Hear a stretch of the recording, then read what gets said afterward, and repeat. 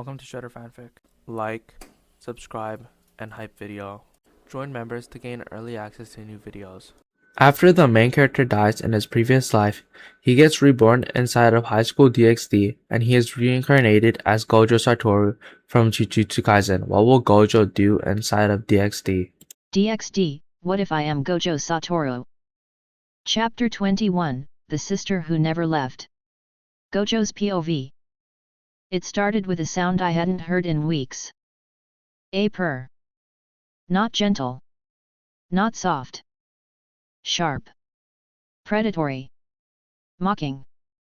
Then came the scent, something like lavender laced with gunpowder. And by the time I stepped out onto the shrine's porch, she was already sitting cross-legged on the gate's old stone pillar. Black tail flicking lazily. Eyes narrowed with delight. Voice full of amusement. "Konako-chan," she said sweetly, "you didn't tell me you were building a little rebellion." Kurika. The cat who left. The cat who never stopped watching. Enrius Gremery had sent her here. Because she couldn't come herself again. Because she needed someone unbound. Unpredictable. Unruly. Konako stood at the door behind me. Frozen. Breath caught. Her fingers dug into the edge of the frame like the wood was the only thing keeping her upright. She didn't say anything. Didn't run. Didn't growl. She just stared. And Kurika didn't flinch. Didn't soften. She just smiled wider. "I missed you, you know," she said. Konako didn't blink. "You ran. You hid." "I was 10. And I was hunted," Kurika replied, tail twitching. "We all had our reasons." I stepped between them before the air got heavy. One hand in my pocket. The other still holding the half-eaten dango I'd stolen from Gasper. "Cute family reunion," I said. "But if you're here to cause trouble, you'll have to get in line behind the Norse, the Angels, and whatever version of Azazel's paranoia is watching us today." Kurika tilted her head, eyes gleaming. "You're the famous Gojo," she purred. "You don't look like much. And you look exactly like a middle child trying too hard to seem in control." Her eyes narrowed. Then she laughed. "Low. Dangerous. I like you." "I'm flattered," I said. "Now explain why you're here before I get bored and start reciting poetry." She hopped off the pillar in one smooth movement and walked forward slowly, confidently, hips loose, tail flicking behind her like punctuation. "Rias wanted to know what you're doing," she said. "Why her little peerage is scattering like birds." "And she sent you." "Azazel said it'd be fun," she grinned. "And I said I'd do it if I got to see my sweet little sister." Konako stepped forward behind me. Only once. But I heard it. The scrape of her heel. She didn't speak. But she didn't leave. I waved a hand toward the shrine's open door. "Come see for yourself," I said. Kurika paused. "Just like that?" "Nothing here is hidden," I said. "That's why it's working." She blinked. Then stepped inside. The room didn't react. Ross Weiss glanced up once, then returned to copying ward diagrams onto an old scroll. Asia offered a nod. Gasper shifted to make space. No one panicked. No one questioned. And that made Kurika narrow her eyes.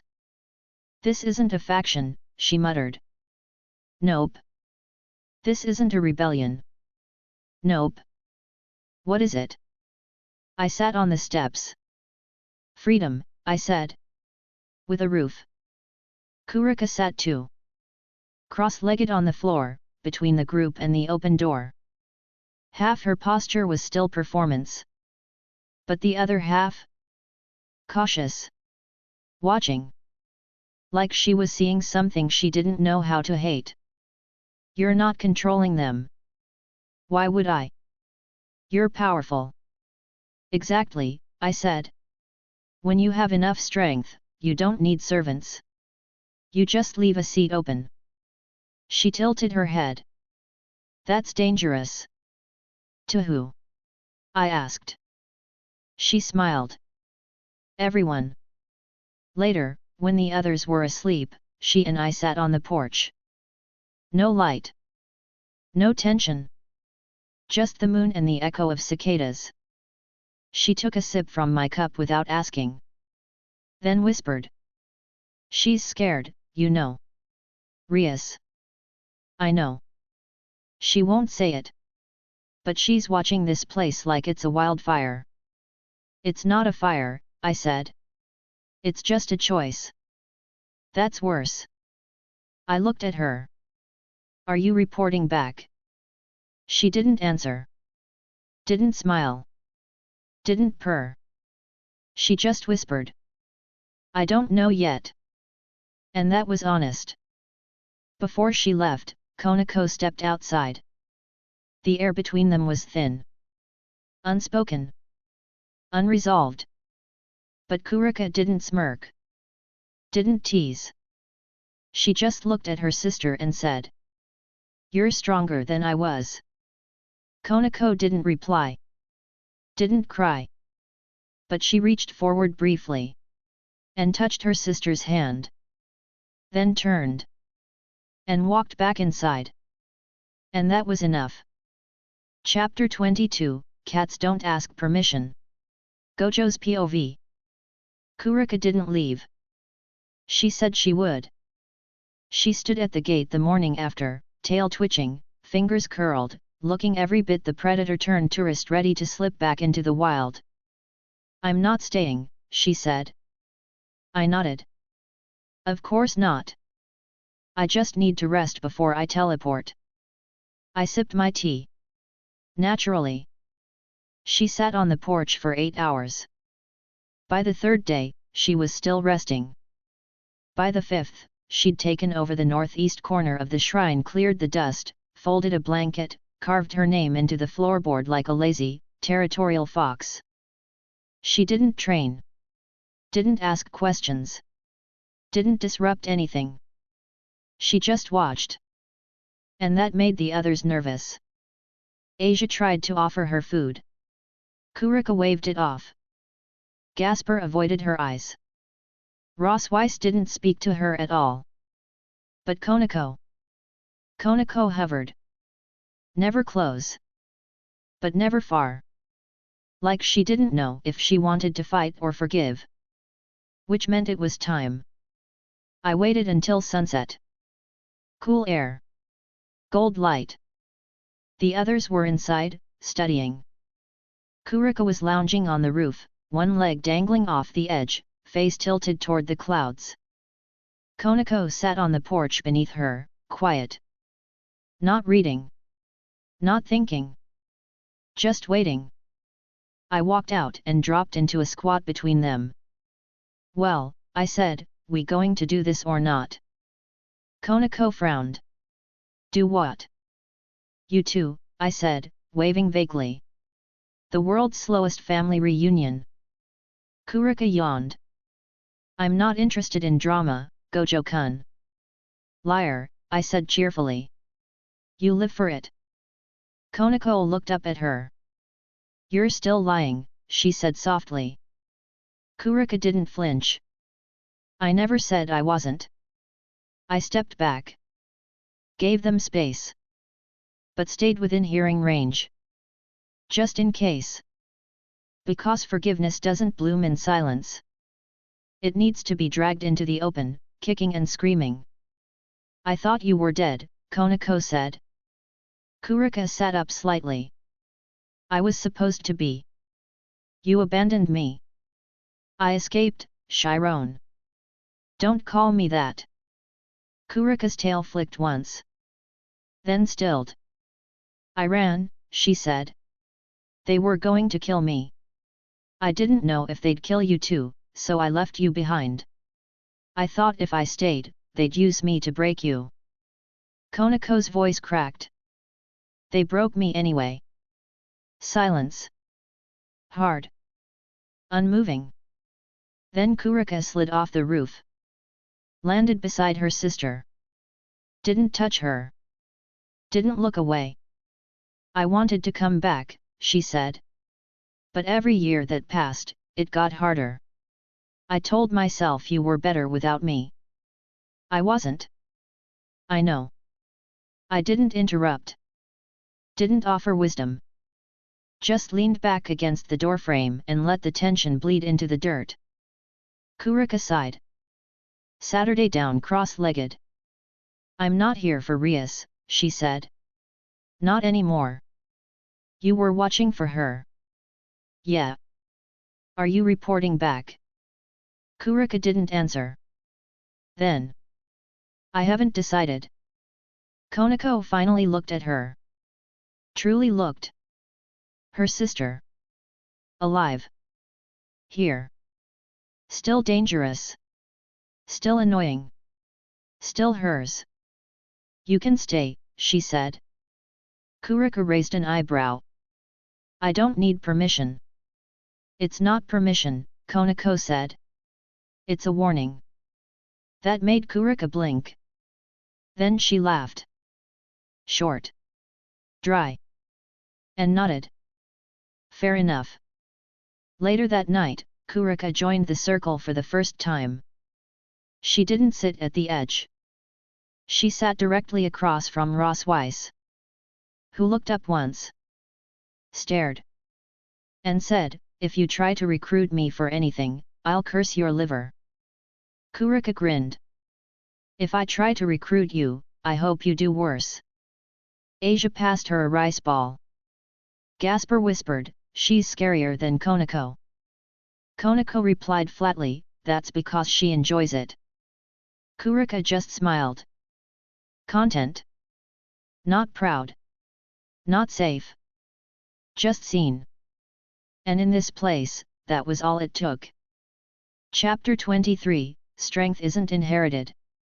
Gojo's POV. She came to me just after midnight. Didn't knock. Didn't pace. Didn't fidget like Asia or flinch like Gasper.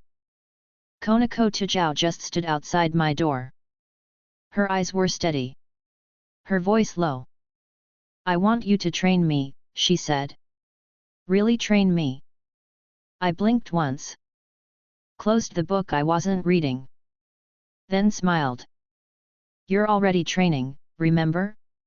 Melon bun meditation. Shrine sweeping. Emotional war drills. She didn't smile.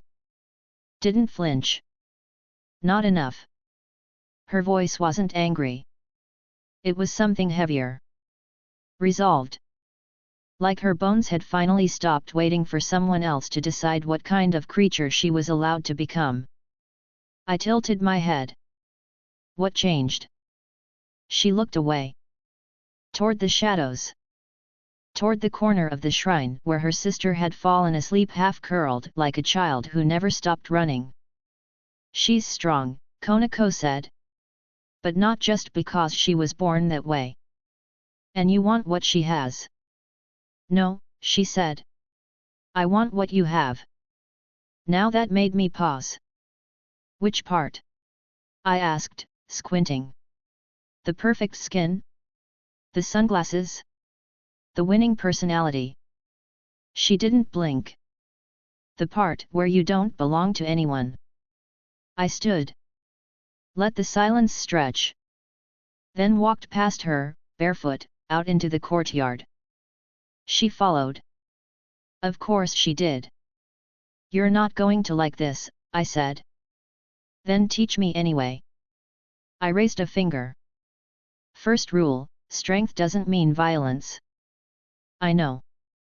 Second rule, strength doesn't mean being untouchable.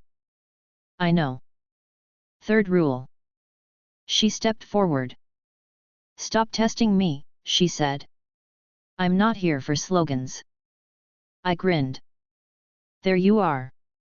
We didn't start with magic. Didn't spar.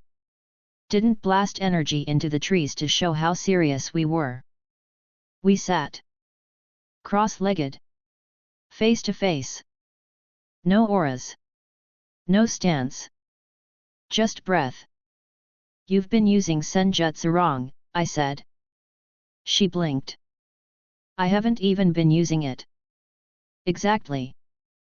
I placed 2 stones between us. Left one is your fear, I said. Right one is your rage. She didn't touch them. Good. I tapped the ground. And this is your will. Senjutsu doesn't come from obeying instinct.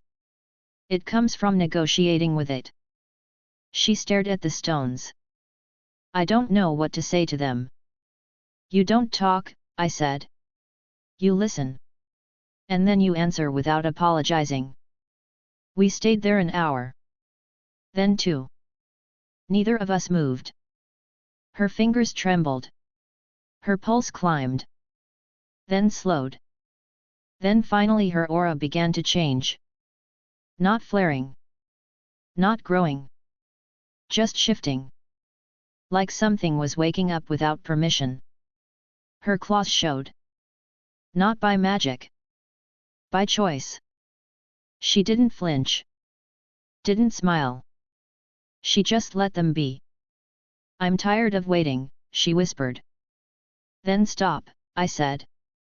Waiting is for people who still need permission. By morning, her eyes were golden. Not flickering. Not slipping. Set. Gasper noticed first. He didn't speak. Just moved aside at breakfast like he knew she didn't need comfort anymore. Ross Weiss passed her the sugar dish without making a face. Asia looked at her with awe. And Kurika? She didn't say a word.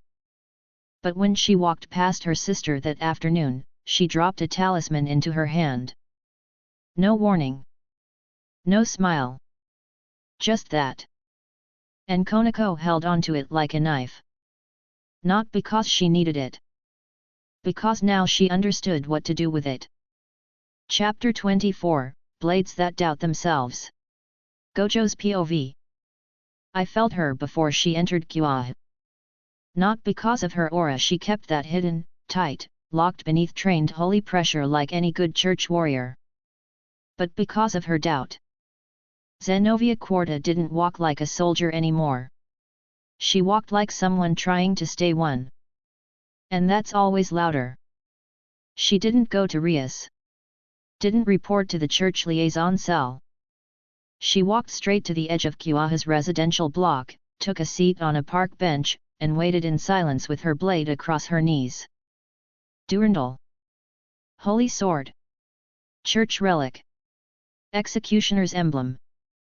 And it was asleep. That's how deep the fracture ran. I walked up from behind. Didn't mask my steps. Didn't push infinity. She didn't turn until I sat beside her. Still didn't draw. Didn't even shift her weight. She knew who I was. Which meant she'd meant to be found. You look like someone who just left something behind, I said. She didn't look at me. I didn't leave. I was sent. Big difference. Is it? I tilted my head. No. The park was empty. Children had gone home.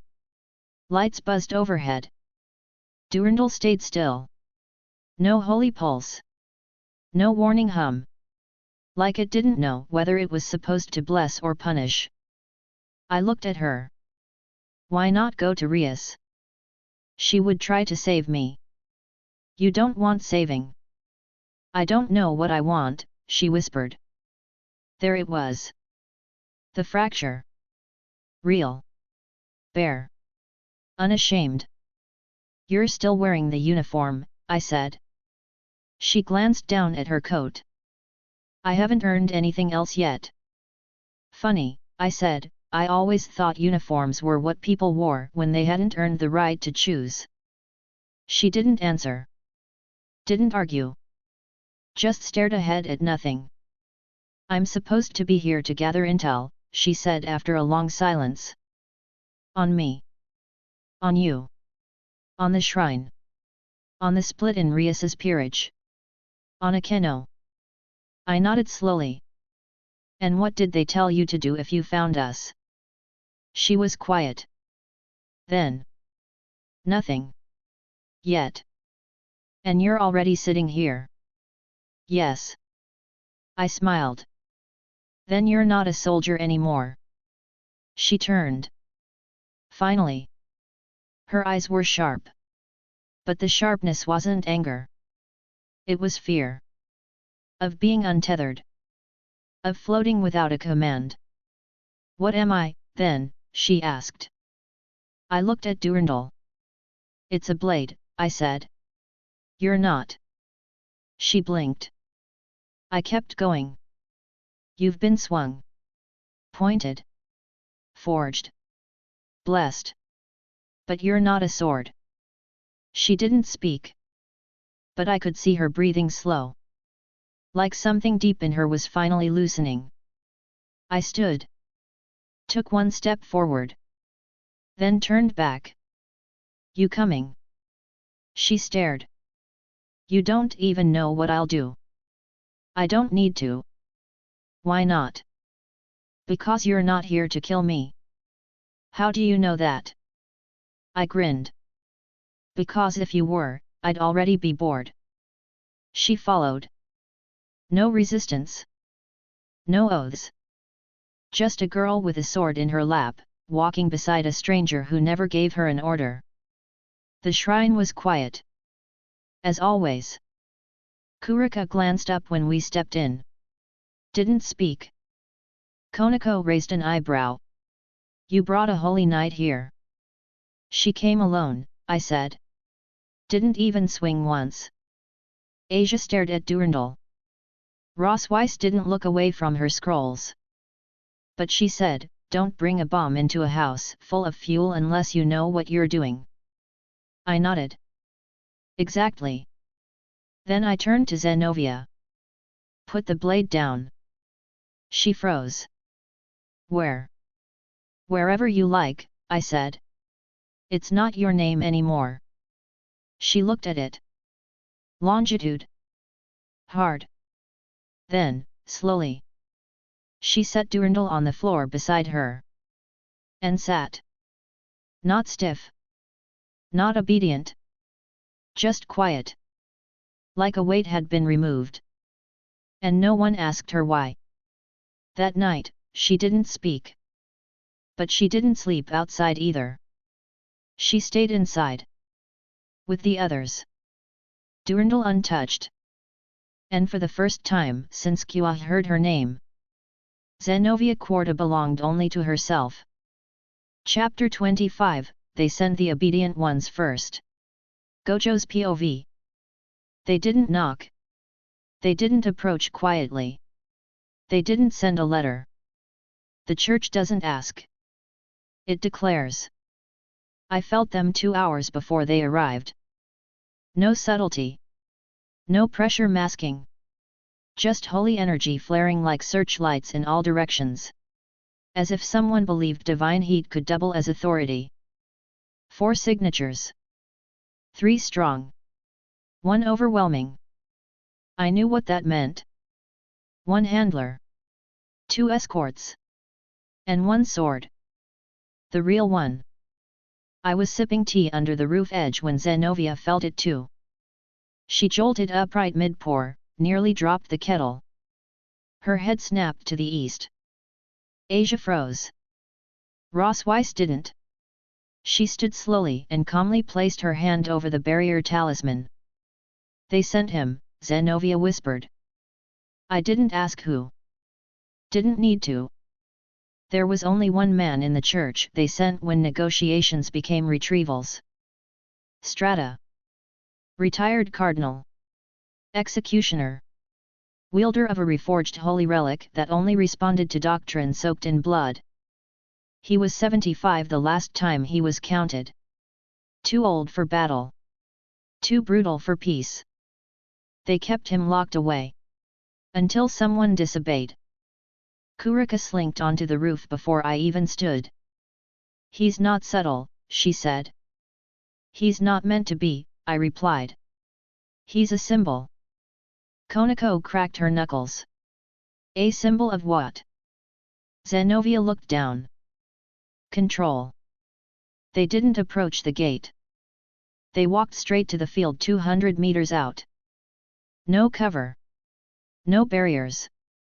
Just pure holy intent radiating like a prison floodlight. I stepped out alone. Hands in my pockets. No glasses. No coat. No infinity. Because that's how I always meet the people who think they own others. Strata stood in front. No armor. No weapon drawn. Just a long clerical coat and a cross that glowed at his chest like it was judging the entire sky. His escorts stood silently at his flanks. Each one held a sword. The handler, a younger priest, thin and tired, held nothing but a clipboard. That was the real danger. Paperwork meant bureaucracy. Bureaucracy meant orders. I stopped 10 feet away. Afternoon, gentlemen, I said. Bit late for conversion, don't you think? Strata looked at me like I was the dust on a statue.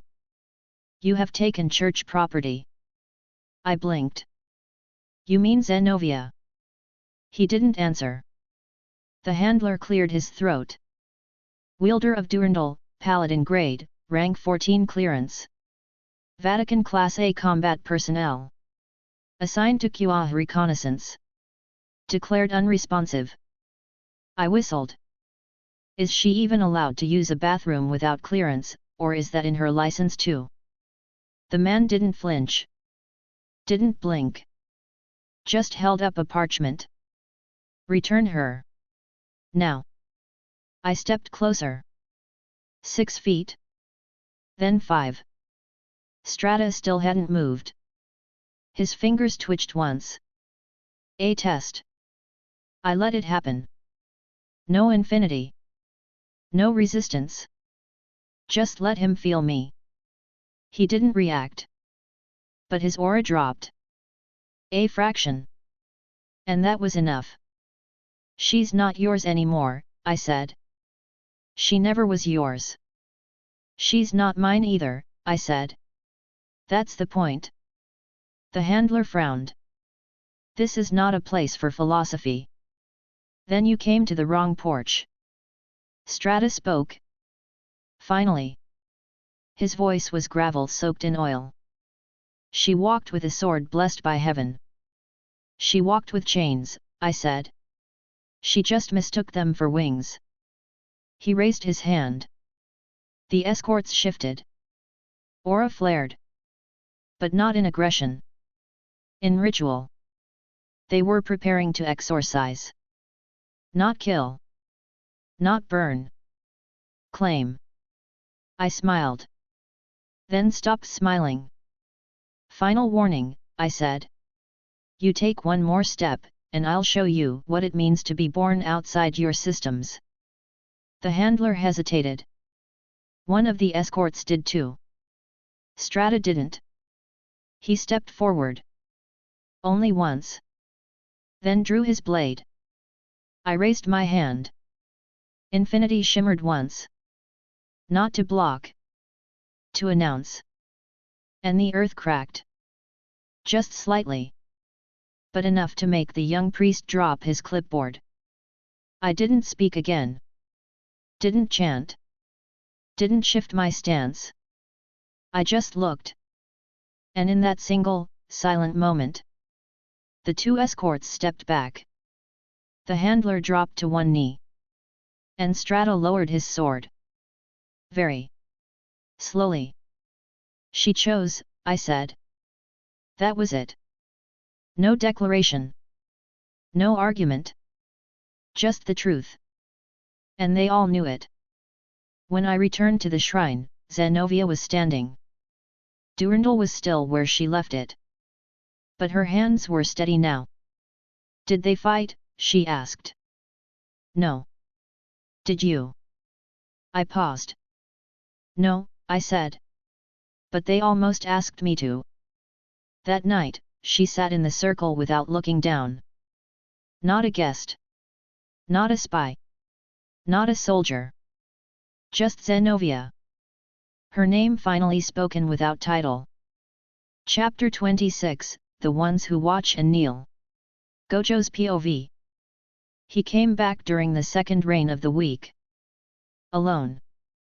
Hood soaked, eyes hollow, sleeves trembling with the weight of something that wasn't weather. The young priest. The one who had knelt when the sword didn't rise. I knew he'd return. I just didn't know how soon. Or how quietly. Kurika spotted him first perched on the outer wall in her usual dusk pose, tail flicking, half asleep until her ears twitched and she vanished in a soft blur of motion. She landed beside me at the door, wet and barefoot. "There's a rat at the gate," she said. "But it doesn't look like it wants to bite." I stepped outside, coat draped over one shoulder. The rain hit soft, light like apologies. He didn't flinch as I approached. Didn't raise his hands. Didn't run. He just looked up from the mud, shivering slightly, and whispered. "I wasn't supposed to see you." His name was Gabriel. No title. No rank. Just a name he hadn't used freely in years. The church had given him robes. Rules. 3 languages. A sword he wasn't strong enough to lift. But never freedom. "You weren't trained to kneel," I said, handing him a dry towel once we were inside. "I wasn't trained to survive," he muttered. "I was trained to report." He sat across from Zenobia. Didn't look at her directly. But his hands trembled more when she passed him a cup of warm water. "I remember your name," she said. He flinched. "That's bad," he whispered. "They told me not to be remembered." I leaned against the wall. "No one here follows that rule." He'd come with nothing. No bag. No sword. No orders. But he carried one thing tucked deep inside his coat, wrapped in prayer parchment and wax seal. A ledger. Names. Dozens. Everyone the church had tagged for future retrieval. Souls marked by miracle signatures. Escaped hybrids. Defectors from old sanctuaries. Asia. Gasper. Even Kurika. And one name at the very bottom scribbled in a different hand. Zenovia Quarta. With a red cross beside it. Meaning, irrecoverable. Permission granted for holy destruction. Ross Weiss took the ledger from his hands and didn't speak for a long time. Konako looked at me with narrowed eyes. "You gonna kill him?" she asked. Gabriel didn't flinch. Didn't beg. He just shook his head. "I didn't come here to live," he whispered. "I came here because the moment I saw you, I knew what power looked like when it wasn't chained to a doctrine." Asia walked over quiet, soft, and sat beside him. She didn't speak either. Just rested her hand over his. And slowly, his shaking stopped. I gave him space for 3 days. Didn't test him. Didn't interrogate. Didn't preach. The others watched. Observed. Let him be. Because that's how we handle broken things. We wait. On the 4th day, he joined the training circle. Didn't fight. Didn't chant. He listened. Took notes. And when Kurika dropped a binding talisman in his lap, he looked up, met her eyes, and said, "Thank you." She blinked. Then smirked. "You're weird." But she didn't take it back. That night, I found him sitting outside the shrine steps, watching the stars. I sat beside him, arms behind my head. "You plan on staying?" I asked. "I can't go back," he said. "They'll burn me." "That's not what I asked." He looked at his hands. "They taught me how to recognize heresy," he said softly. "But they never explained what truth feels like when it isn't delivered by command." I didn't answer. Didn't need to. Because the quiet was enough. He stayed. Not because I said he could, but because he stopped needing permission. Chapter 27, What Cannot Be Buried. Gojo's POV. The first thing I noticed was that the barrier hummed twice. Not once. Not a pulse of pressure or a child's ripple from the edge of the woods. Twice. Soft, subtle. Like breath before a dagger. And that meant only one thing. Whoever crossed the outer field knew how to be invisible. But they weren't. Because this shrine doesn't wait for danger to announce itself. I stood up before anyone else noticed. Gabriel was helping Asia refill the incense bowls. Gasper was asleep beneath Konako's blanket. Zenovia was cleaning Durandal for the fourth time that day. Kurika was on the roof again, but her tail had already stilled. She'd felt it too. I walked out alone. No infinity. No weapons. No warnings. The air beyond the shrine's edge had changed. It didn't smell like blood or steel. It smelled like dissolution. Like someone had been trained to erase. I crossed the rice field slowly, barefoot. Fog lay low across the edges. Not natural. Holy typed concealment mist. High grade. Expensive. Vatican sanctioned.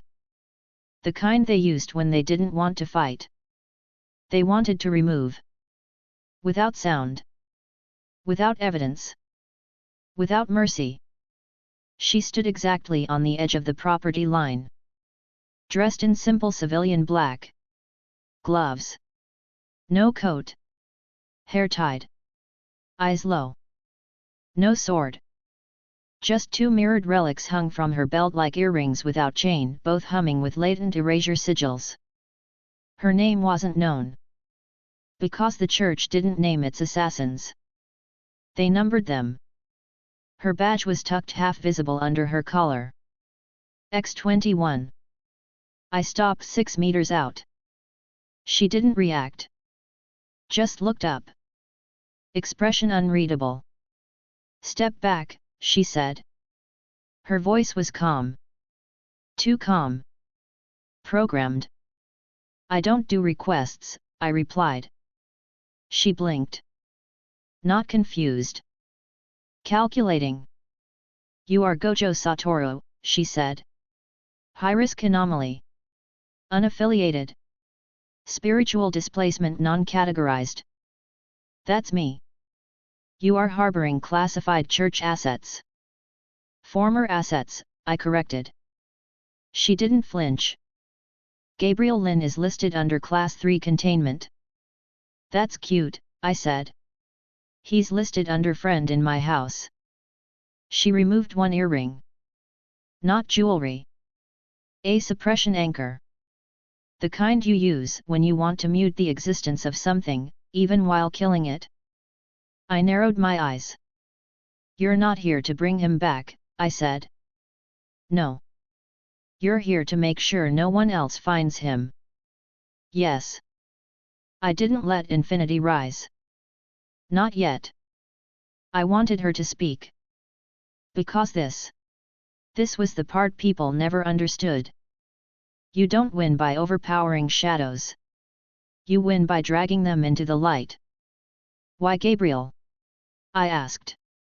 He was nothing. Just a priest with a pen. Her head tilted. Exactly. I waited. She didn't blink. Clerics who see too much are more dangerous than swords, she said. He saw you. And he understood. Understood what? She smiled. And that was the most terrifying thing. That belief can exist outside of orders. She took the second relic off her belt. Now both her hands glowed. Heatless. Absolute. Ready to fold Gabriel's entire record into a memory hole. And anyone else who saw it. I stepped forward once. Infinity came on. No fanfare. Just absolute stillness. A shell between her and the world. She paused. Not because she feared it. because she hadn't expected me to use it this early. I'm not going to let you walk past me, I said. She nodded. Then moved. Fast. Faster than anyone else I'd seen from the church. But not fast enough. She hit the infinity like rain against glass. No recoil. Just redirection.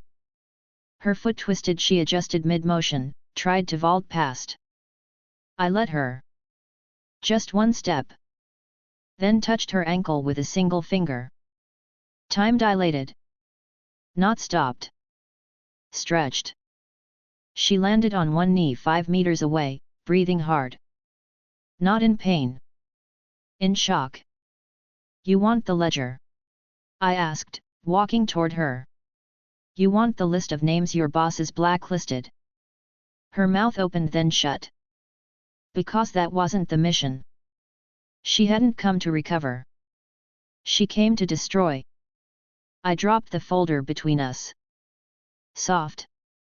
Calm. Take it. She stared. Eyes wide. Then narrow. You were never sent to verify what's in it, I said.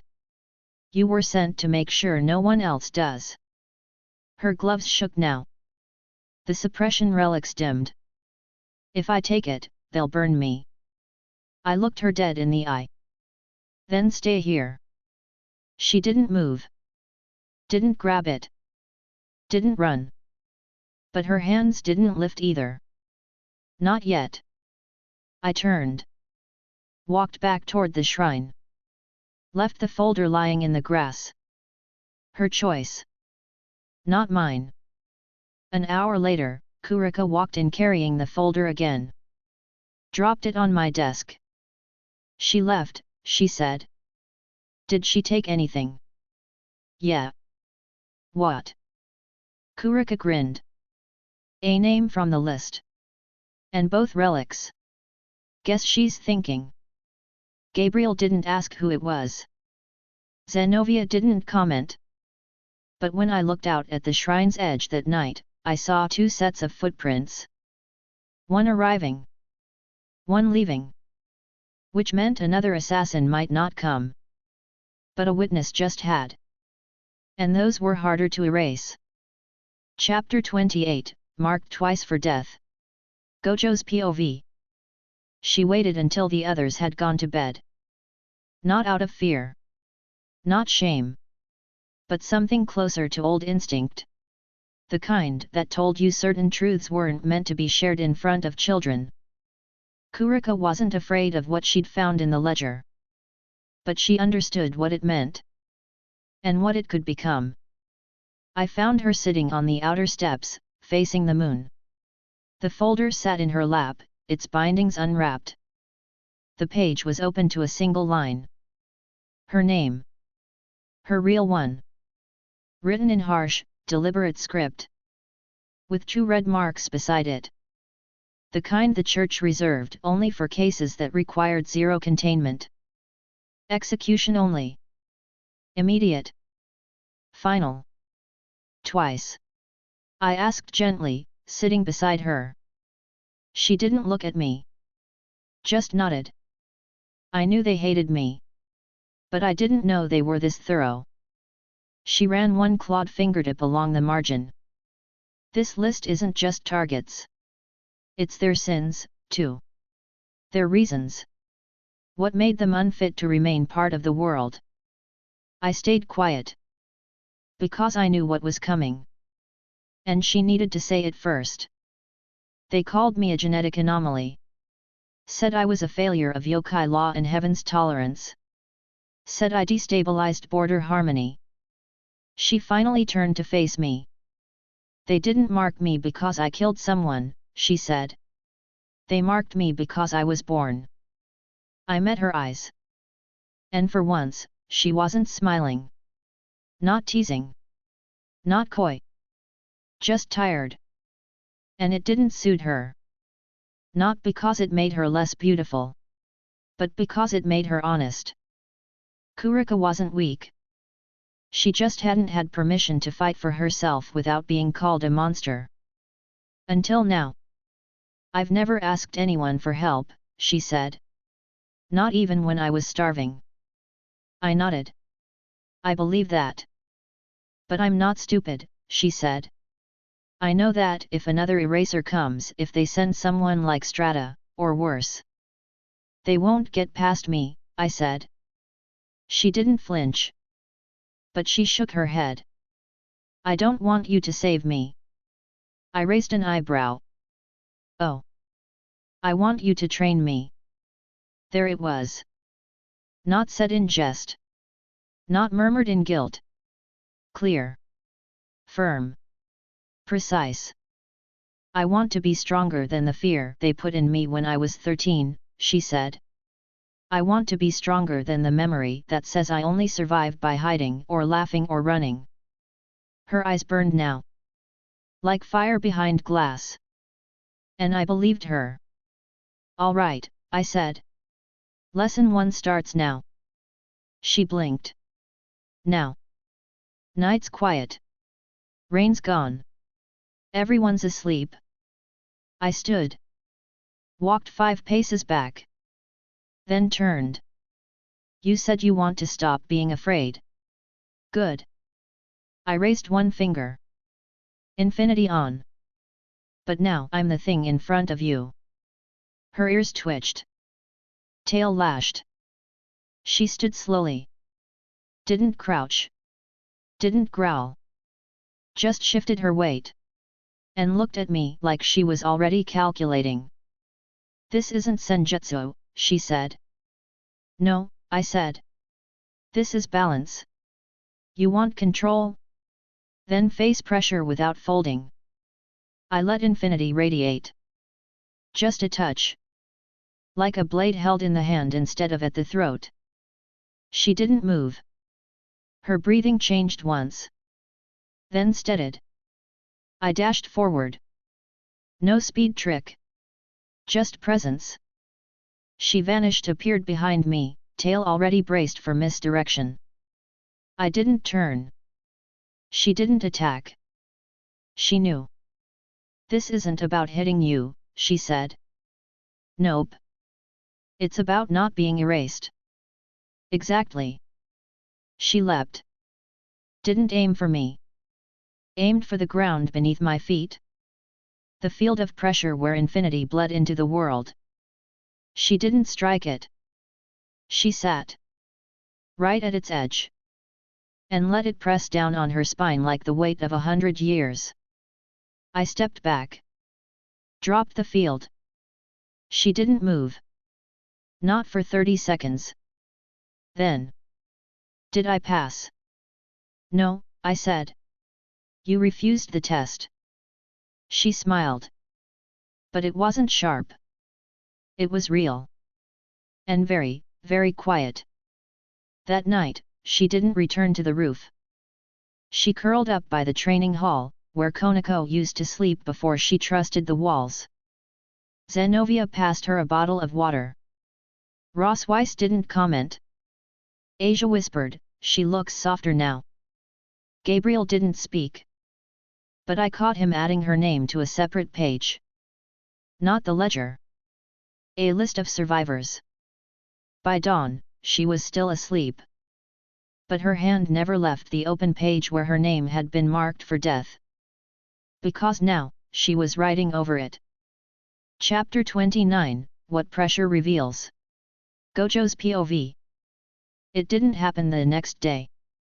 Not the day after that either. Kurika trained in silence now. When I watched her, I could tell she wasn't asking permission anymore. She didn't joke when she dodged. Didn't flirt when she struck. She was sharpening not because she feared death. Because she was finally choosing how to live. And Konako watched every second. She watched from the corner of the courtyard where the stone path split toward the training hall. She watched when her sister blocked Rossius' seal strike with her bare hand. She watched when Kurika stopped responding to praise. She watched when Gabriel asked her quietly, humbly how she'd learned to move without magic. And she said nothing. Until the fourth night. When I stepped into the main room after midnight and found her sitting in the dark, upright, still, hands resting in her lap like stone. "I want you to test me," she said. "No wavering. No apology. No heat. Just steel." I leaned against the frame of the door, arms crossed, head tilted. "You sure?" "Yes." "You saw what I did to your sister?" "Yes." "You saw how I didn't hold back." "I don't want you to." She stood. Walked outside. Didn't check if I followed. Didn't ask who else would see. She wanted to be seen. The shrine was dead quiet. Clouds moved overhead. Wind slid through the trees like breath. Gasper stirred from his sleep but didn't rise. Asia lit a single lamp. Ross Weiss appeared near the porch, arms folded. Kurika didn't move, just sat beside the training ring, arms on her knees, watching. And Zenovia leaned in the doorway. Durandal was still. She was not. Konako stepped barefoot into the dirt. Her shadow was short. But her presence? Heavier than it had ever been. I stepped in opposite her. Infinity off. Breath low. "You're not going to beat me," I said. "I don't want to," she replied. "What do you want?" "To stop being the one that got protected." I smiled. "And let the pressure fall." "Not infinity. Me. All of me. Unmasked. Unfiltered." The sheer density of what it meant to stand in front of someone who didn't move because they believed they could not be touched. It hit her in a wave. Not in the body. In the soul. Because that's what pressure really is. Not energy. Not aura. Not heat. Presence.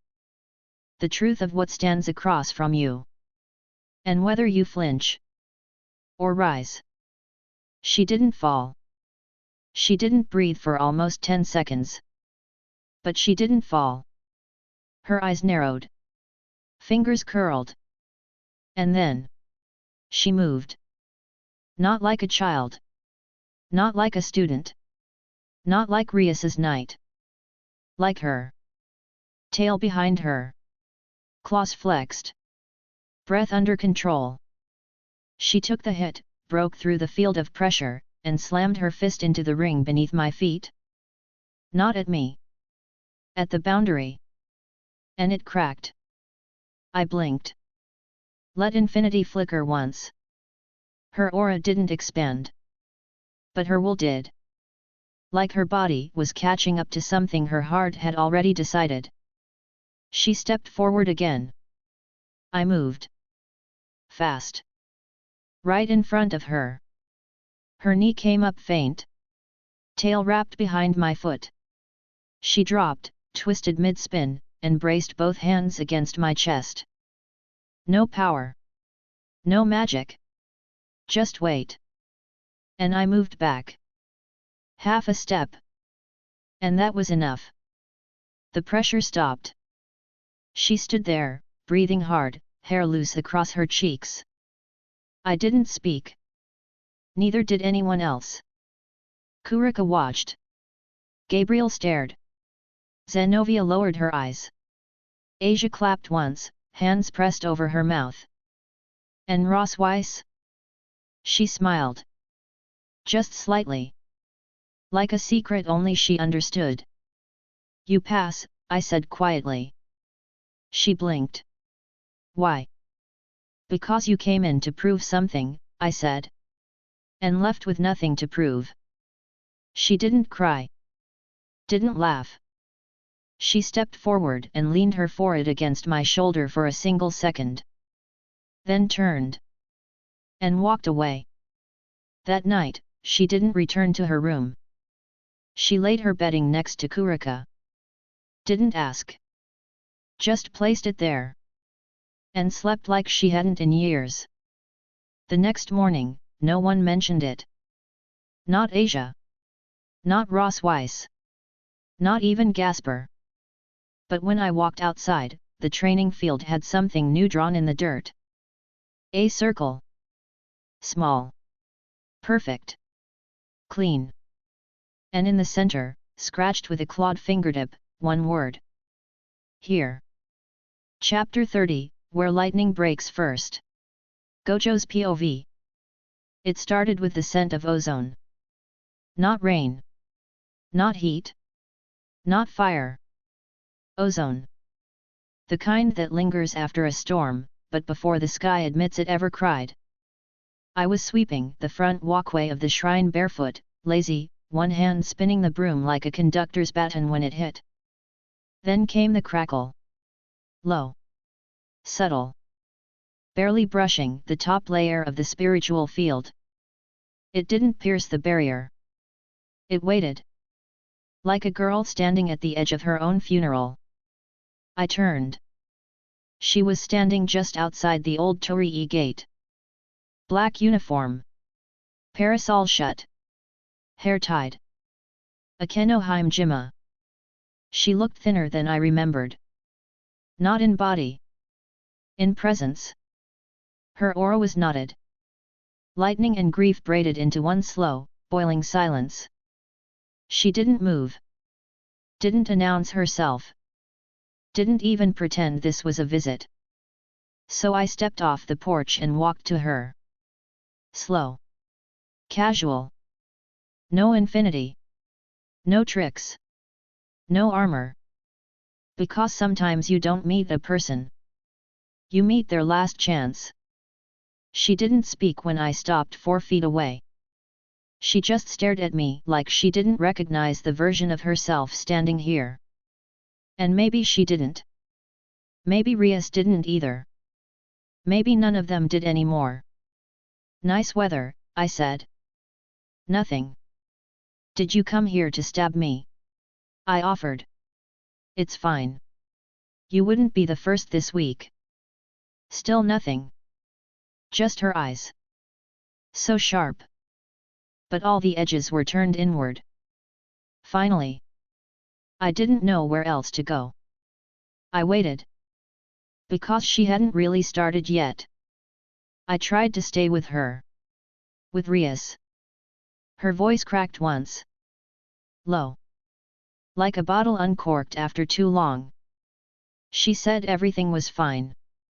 That losing Konako and Gasper wasn't the end. I nodded slowly. She lied. Akeno closed her eyes. And nodded. She doesn't see people anymore, she said. Only losses. Tallies. Gaps in her formation. A beat. She still thinks we're pieces on a board. She looked up. Finally. The lightning behind her eyes was still restrained. But I felt it. Waiting. Simmering under the words. She didn't cry when Zenobia left, Akeno whispered. She didn't cry when Konako stopped showing up. She just adjusted the schedules. Reassigned roles. Like we were replaceable. And you? I asked. She told me to train harder. I stepped aside and gestured toward the path. Come in. She hesitated. Not out of fear. But because walking forward would mean admitting something had ended. And she wasn't sure if she wanted it to. She came. Slow. Each step a resignation. Her shoulders didn't drop until the barrier closed behind her. Like she'd been holding her breath for weeks. Ross Weiss saw her first. Didn't react. Just nodded from the corridor and returned to her scroll work. Asia paused in the kitchen. She didn't run. Didn't smile. Just whispered, welcome. Gasper ducked behind the doorframe, wide-eyed. Kurika sat on the roof and said nothing. But her tail was still. Which meant she approved. And Konako? She didn't look up.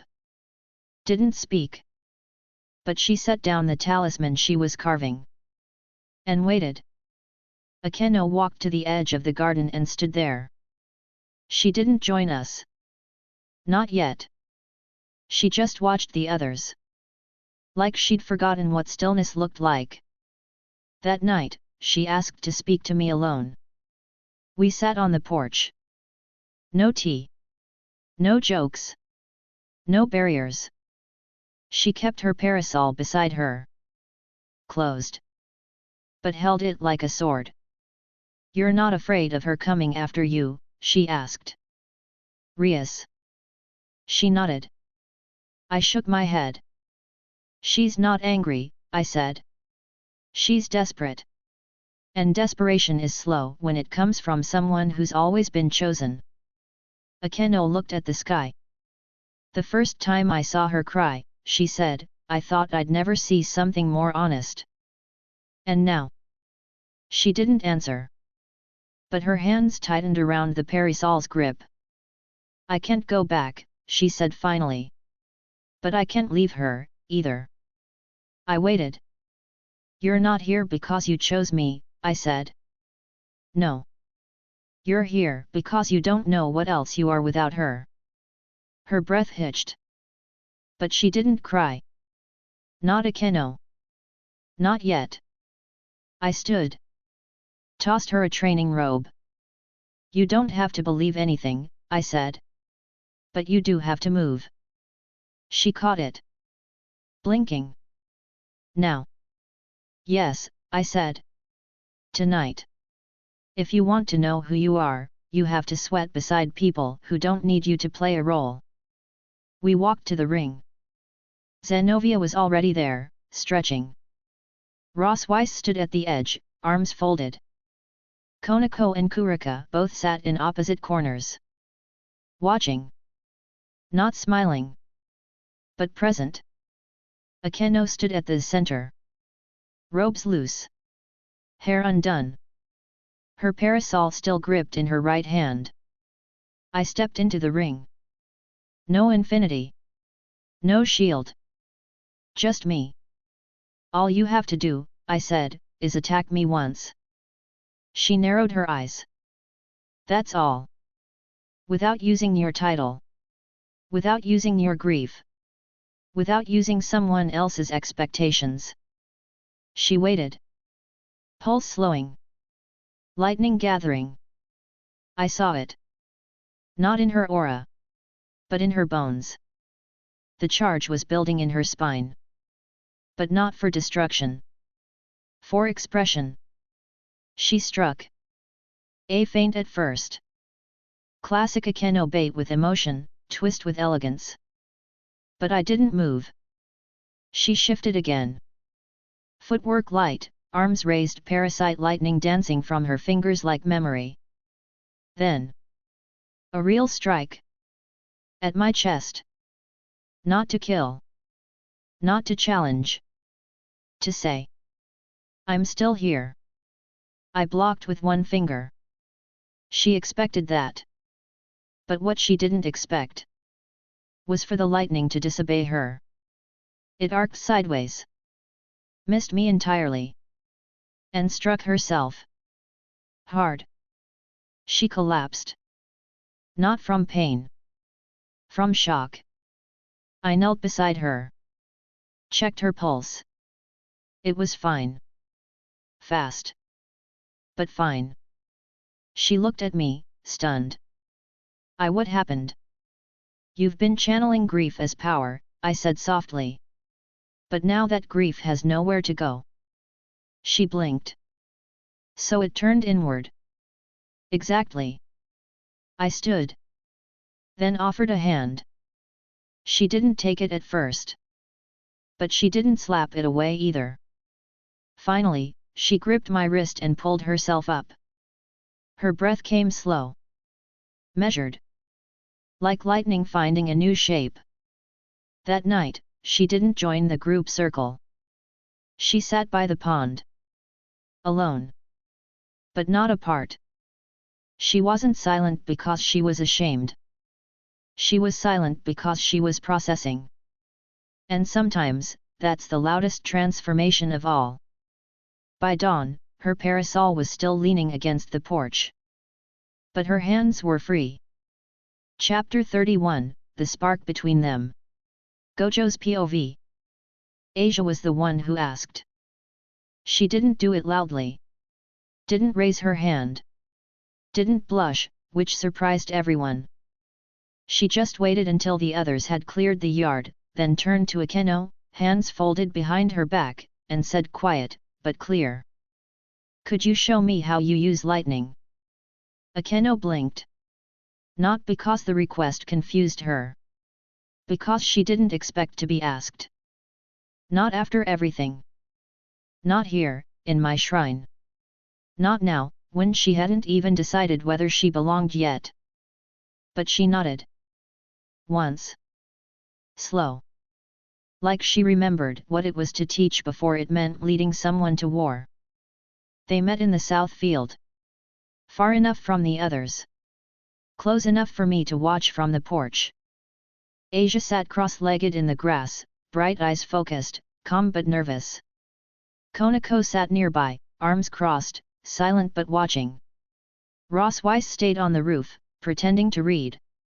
And Kurika didn't pretend anything. She leaned back in the window frame and smirked when Akeno exhaled slowly and raised her palm. "I'm not good with power," Asia said. "I always give too much." Akeno nodded. "That's what makes lightning perfect." Asia blinked. "Why?" "Because lightning doesn't give. It takes." She raised her hand. A single spark shimmered clean, precise, no heat, just that distinct sting of static right before it arcs. "Electricity isn't like holy light," Akeno said. "It's not benevolent. It's not peaceful." She knelt beside Asia. "It's selfish. It moves fast. It burns without asking." Asia's lips parted. "That sounds bad." "No," Akeno said. "It sounds like you, if you ever stopped apologizing." That got Konako's attention. Her eyes flicked sideways.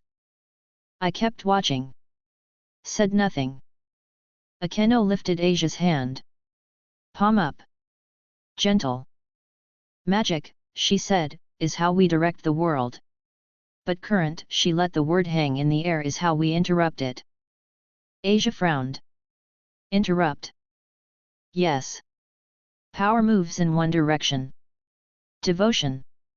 Kindness. Healing." Akeno snapped her fingers. The spark leapt from her hand into the air and vanished. "That's what everyone wants from you. Straight lines." She leaned closer. "But lightning doesn't follow rules. It jumps. It branches. It disobeys." Asia closed her eyes. Breathed. Let her hand hover above the grass. A faint shimmer of golden warmth formed. Not holy light, too soft. But her own energy, unstructured. Akeno guided it. Fingers gentle. No pressure. Just a whisper of current, redirected. "You don't need to want to hurt anyone," Akeno said. "You just need to stop healing everything before it learns how to scar." The spark in Asia's palm popped. Just once. Tiny. But real.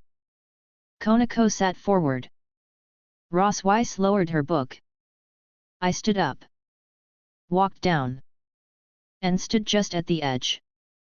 Not to interrupt. Just to witness. Because what was happening wasn't training. It was emergence. Akeno stood. "Now again," she said. "But don't try to control it. Let it move sideways. Like you're not sure if you mean it or not." Asia tried. "Nothing." Akeno tilted her head. "Think about how many times you said sorry when you meant why." Asia's breath hitched. And the spark came again. Sharper this time. Blue at the edges. Akeno caught it mid-air. Dispersed it between two fingers. Then turned. Walked toward me.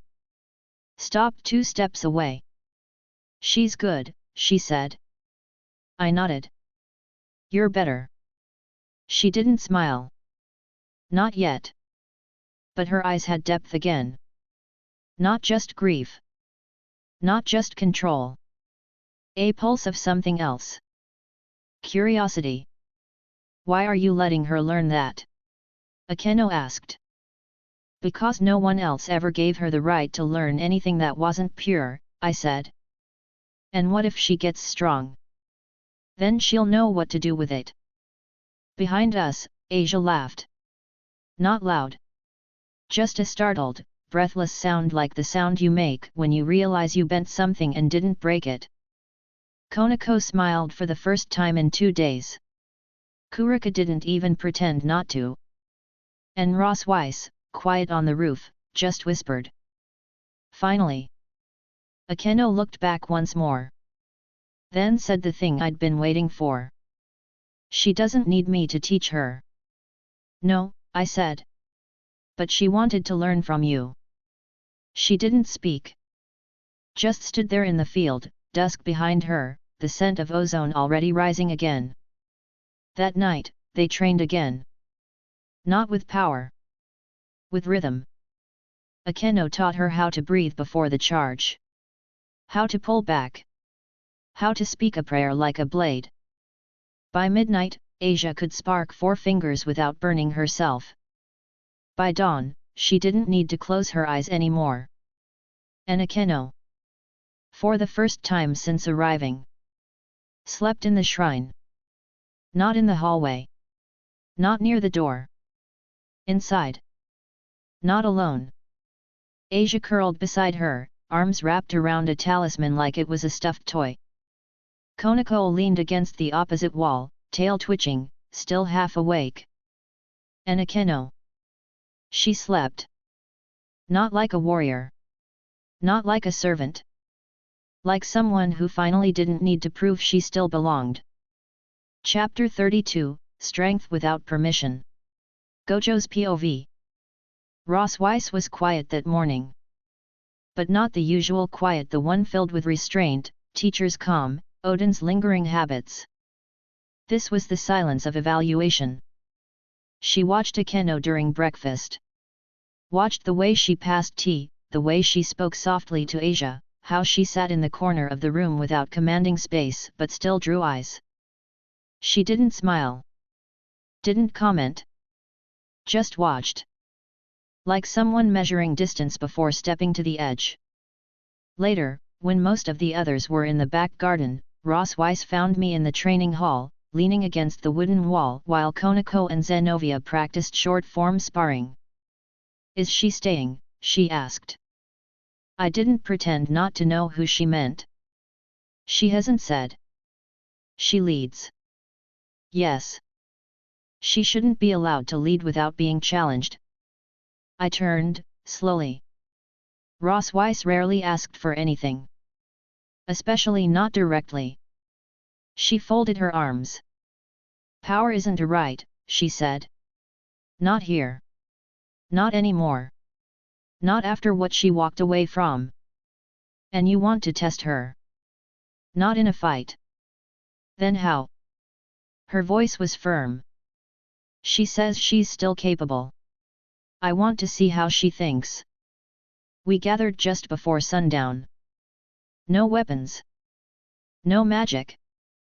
Just everyone seated in a wide circle in the main shrine room. Floor polished. Air cool. Incense faint but present. Ross Weiss stood in the center. Scroll in hand. Calm. Methodical. A scenario, she said. A real one. Pulled from my days under Odin's command. She looked directly at Akeno. You'll lead. No time limit. No power restrictions. You must respond as you are. Akeno looked up from her place near Asia. Didn't blink. Didn't frown. Just said. All right. Ross Weiss unrolled the scroll and read. You are positioned at a village protected by a neutral faction. Your team, 4 combatants, 2 support types, 1 local.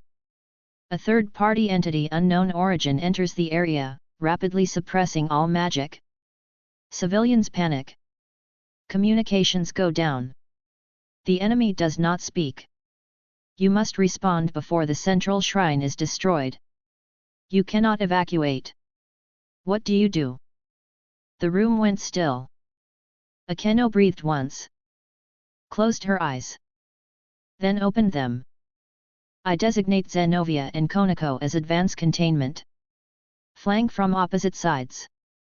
No direct confrontation, just slow the spread and measure suppression range. Zenovia raised an eyebrow. Konako nodded once. Gasper and Asia move the civilians toward the secondary elevation point. Don't hurt. Escort. Asia sat up straighter. Gasper swallowed but nodded. Ross Weiss supports from height. If you lose your spells, use the anchor wards Gojo left last week. They function even without standard flow. Ross Weiss didn't react. Akeno turned to Kurika. You'll shadow me. You have the best chance of staying mobile if the null zone expands. Kurika smirked. Flattering. It's not a compliment. It's a probability. Then she turned to me. You'll do nothing. The others tensed. Even I paused. She met my gaze without flinching. If you engage, we lose the point of the test. I want to see what we do. Not what you save. I smiled slowly. Very well. Ross Weiss stepped back. The scenario begins now. The room changed. Not physically, but in energy. Breathing shifted. Posture stiffened. Akeno stood, turned her back to the others, and faced the far door. I want positions established in 60 seconds. She didn't raise her voice. Didn't shout. But everyone moved. Even Kurika. Asia stumbled once Akeno caught her by the arm and whispered, "No fear. Just motion." Zenovia asked once, "What if we're cut off early?" Split into signals. 3 knocks for retreat. 2 for regroup. 1 if the enemy moves toward the shrine. Ross Weiss, watching from the margin, raised an eyebrow. I folded my arms. Waited. 20 minutes passed. Akeno didn't stall. Didn't second guess. She adjusted. When Gasper panicked at the edge of the garden after magic suppression was announced, she redirected him toward the old storehouse. When Zenovia overextended in the mock flanking, she redirected Konako to intercept. When Asia asked if they should call for backup, she replied simply. There is no backup. There's us. And then Ross Weiss said the phrase I'd written into the test but never shared with her. The shrine explodes. Akeno's eyes sharpened. Casualties. Unknown. Enemy. Gone. Akeno exhaled. Turned. Faced all of us. Then said one sentence. The shrine can be rebuilt. The people can't. She looked at Ross Weiss. You tested my pride. But I protected the priority. Ross Weiss closed the scroll. Didn't bow. Didn't praise. Just said. Accepted. Then walked out. Later that night, I found Akeno sitting by the pond again. Barefoot. Parasol beside her. She didn't look up. But she spoke. She's right, you know. About what? I left. I broke formation. I didn't say goodbye. I sat beside her. You didn't owe anyone an explanation. But I wanted to give one. That's different. She sighed. Still selfish. I looked at her hands. Lightning still danced in her knuckles. Not chaotic. Just waiting. Not for permission. For a use. You passed today because you didn't try to fix what couldn't be saved, I said. You adapted. And if I had failed? Then I'd still be sitting here, I said. But you'd be asleep. She laughed. Low. Quiet. Honest. The first real laugh since she arrived. Then she whispered. I'm still not sure who I am without her. You'll find out, I said. By leading others, not following ghosts. She nodded. And this time, she didn't cry. Because she'd already bled enough for that war. Chapter 33, The Unspoken War. Gojo's POV. The letter arrived with no fanfare. No messenger. No magical pulse to signal its arrival. Just a plain scroll, wrapped in crimson ribbon. I felt it before anyone else did. The subtle pulse of a ward, cloaked in simple charm.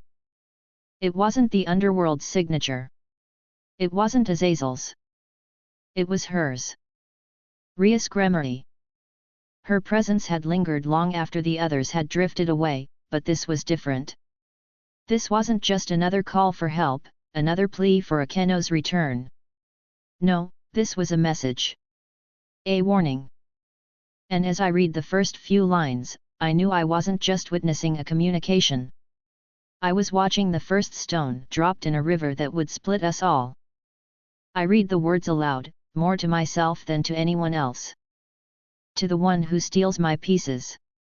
May this letter find you before it is too late. I will not beg you to return what you have taken. I will not send more knights or bishops to rescue what you've broken. But make no mistake, you will be held responsible for what you have caused. All defectors will be declared rogue, and the underworld will find its own method of dealing with them. The peace you have manipulated will not last. The game has begun. I let the scroll fall back onto the desk. Everyone was in the room. Konako. Kurika. Zenovia. Asia. Gasper. Akeno was in the corner, watching the floor. None of them moved. None of them said anything. Not yet. Do you think she means it? Konako asked. I looked at her. You've seen her, I said. She means everything she says. Even if she's lying about it. Akeno stepped forward. The silence thickened, but she didn't shy away from the weight of it. I knew this day was coming, she said softly. I just didn't know it would be this soon. I raised an eyebrow. What do you mean? I left without a word, she said. I didn't tell her. I just left. I was never supposed to. She exhaled sharply. Now I've started something I can't finish. I looked at her for a long moment, feeling the tension grow. I didn't need to read between the lines. I'm not going to let you go back, I said. Her eyes flashed. I'm not asking to go back, she said. I'm asking whether you'll help me end it. I stood up. Not yet. You're not finished here. Her face tightened. I'm done being a pawn in someone else's game. You taught me that, Gojo. I turned, walking toward the window. But this is no longer about you, Akeno. This is a game about us, about everyone here. I stared out at the courtyard, looking out at the distant woods. We're not just playing for survival anymore. We're playing for something bigger than that. Akeno, you don't get to throw away everything you've learned about what power means just because someone waves a letter in your face. Her silence grew heavy, and I knew she wasn't quite sure how to fight what I had said. You've already made a choice, I continued. And this isn't a game where you can go back. There's no more surrendering to them, and there's no more running. Her eyes dropped. I know, she whispered. I turned back to face her. The underworld doesn't forgive. Enrias is going to come for us, but she's not coming for you. She's coming for her pieces. For the control she thinks she's lost. I took a slow breath, walking toward the door, past the others. You want to help? I asked. Akeno looked up, eyes sharp, steady. Then prove you're stronger than her game. Stop trying to appease everyone who thinks they can break you. She nodded once. "I'm in," she said. The room was silent as I closed the door behind me. This wasn't just a conversation anymore. It was a declaration. And in this moment, Rias was already too late. Later that day, I found the group in the training yard, working under the same quiet tension. Konako was in the corner, her eyes watching Akeno with a quiet interest, but no words. Gasper and Asia were practicing their movement drills. Even Zenovia, who had been reluctant to train with the group, was now engaging more than before. The tension in the air was palpable. It wasn't just about Akeno anymore. It was about everyone. I approached the edge of the yard where they had gathered. "Akeno and I talked," I said, breaking the stillness. "She's made her choice. We're all in this now. Rias has already made her move, and we don't have the luxury of hesitation." Zenovia spoke first. "I'm not afraid of the underworld," she said flatly. "But I've been running from them long enough. If they come after me, they'll find out what happens when you hunt the wrong prey." I smiled at her words. "You've got the right idea," I said. "But don't take the fight to them unless they make you." Konako didn't speak immediately, but her stance shifted, as if she was preparing to act. "You want to take them down?" she asked, her voice low and sharp. "Or do you want them to come to us?" "Both," I replied simply. "But we need to let Rias make the first move. If we push, we risk destabilizing everything too soon." The tension continued to hum beneath the surface. But I saw something shift in Akeno's posture. The lightning in her eyes wasn't just waiting, it was focused. She'd finally let the power she'd held in for so long move outward again, but now, she was using it deliberately. "Rias won't come alone," Akeno said softly, after a moment of quiet contemplation. "And she won't come to talk." She didn't look at me. She looked at the group, at all of us. "When she does, we have to be ready." I could see it in her eyes then. Akeno had made her choice, but this wasn't just about her anymore. It was about everyone in this room who had chosen their own path and now had to face what it meant to walk it. "You want to train?" I asked. They all nodded. I stepped forward.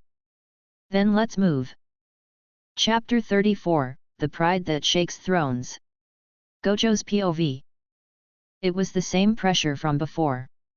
Just different in tone. When the letter came, it had been a quiet declaration. But when Rias arrived, she brought no silence with her. No veil of shame. No illusions of peace. She walked through the outer barrier like it wasn't there. Because she wasn't here as a devil.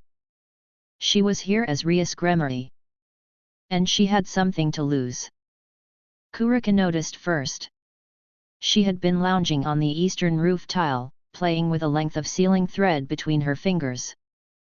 She didn't jump down. She didn't even move. She just turned her head, stared past the shrine's border, and said, "She's here." No smile. No tease. Just that flat certainty that comes when a predator smells another one. I was already waiting when Rias stepped past the gate. I didn't activate Infinity. Didn't call the others. Not yet. She came alone. No Akeno at her side. No Kaiba. No Gasper. Just her. Hair braided. Eyes sharp. Dressed not in combat regalia, but the long crimson cloak of her family crest folded at the collar, trimmed with magic thread. Formal. But not diplomatic. There was nothing formal about her expression. "You're bold," I said, brushing dust off the sleeve of my shirt. "But not very smart." She stopped just short of the main path, tilting her head. "And you're still pretending this place is anything more than a temporary mistake." I didn't reply. I just looked at her. Really looked. Her hands were steady. But her eyes weren't. Not because of fear. Because of doubt. "Not in me." In herself. You didn't send a messenger this time, I said. There's no one left who speaks for me. Because they left you, or because you silenced them? Her lips twitched. The kind of flicker that wasn't amusement. Does it matter? She stepped forward once. The shrine barrier flexed. Not rejection. Just resistance. She felt it. But didn't press. Is she here? She didn't say Akeno's name. But she didn't have to. She's not a prisoner, I said. Rias gave a quiet, empty laugh. She wasn't a prisoner before either. She was my queen. No, I said. She was your guilt. That made her pause. For half a second, the cracks in her poise showed. Just enough. She recovered quickly. You've taken something from me. No, I said, folding my arms. She walked. You just didn't think she could. She turned away from me, looking toward the hill where the training yard stood. The wind shifted slightly, pulling her hair across one shoulder. I'm not here to fight, she said. Then why are you here? To remind her what she's walking away from. I said nothing. Because I knew she wasn't finished. She thinks she's free, Rias said. But the underworld doesn't recognize sanctuary. If she stays with you, she becomes an enemy. She's already accepted that. And what about the others? Her voice was sharper now. Asia. Zenovia. Gasper. Konako. Are you going to keep them all here, playing house while the world outside prepares to clean up the embarrassment you've created? I stepped forward once. She didn't move. You didn't come to remind Akeno of what she lost, I said. You came to remind yourself that it's not yours anymore. She didn't speak. Didn't deny it. Didn't nod either. But that silence was answer enough. Then, finally softly. Can I see her? I paused. Not because I was uncertain. But because the request wasn't simple. It wasn't humble either. It was desperate. And I didn't like letting desperation step past my threshold. But this wasn't a trap. It was a confession. So I turned. And called once. Akeno. She stepped out a moment later. Hair tied back. Training robe half loose at the collar. No makeup. No perfume. No parasol. Just her. All of her. The version that chose this place. Their eyes met. And neither moved. The air didn't shift. The tension didn't rise. No lightning. No magic. Just breath. Just memory. Rias's voice broke first. I waited for you. Akeno didn't blink. I didn't ask you to. I would have listened if you'd said something. No, Akeno said. You would have explained why I was wrong to leave. That hit deep. Rias didn't deny it. Didn't argue. She took another breath. I miss you. Akeno nodded. I know. Rias's shoulders shook. But she didn't cry. Not here. Not in front of me. I didn't want to make you my queen, Rias said finally. I just wanted you with me. Akeno's voice was steady. And I wanted to be with you. Until I realized I was only ever going to be a mirror for your reflection. There was a silence. It stretched. But it didn't break. And finally, Rias whispered. They're coming. Not just after you. After all of you. Akeno nodded once. I'm ready.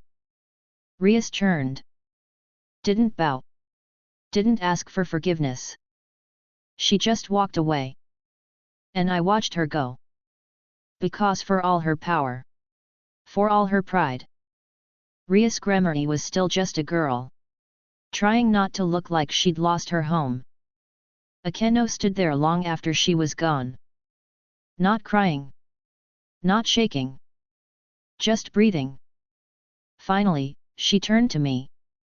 "I need to get stronger," she said. I nodded. "You already are." "No," she said. "I need to be strong enough to protect them from her." And in that moment, I saw what she meant.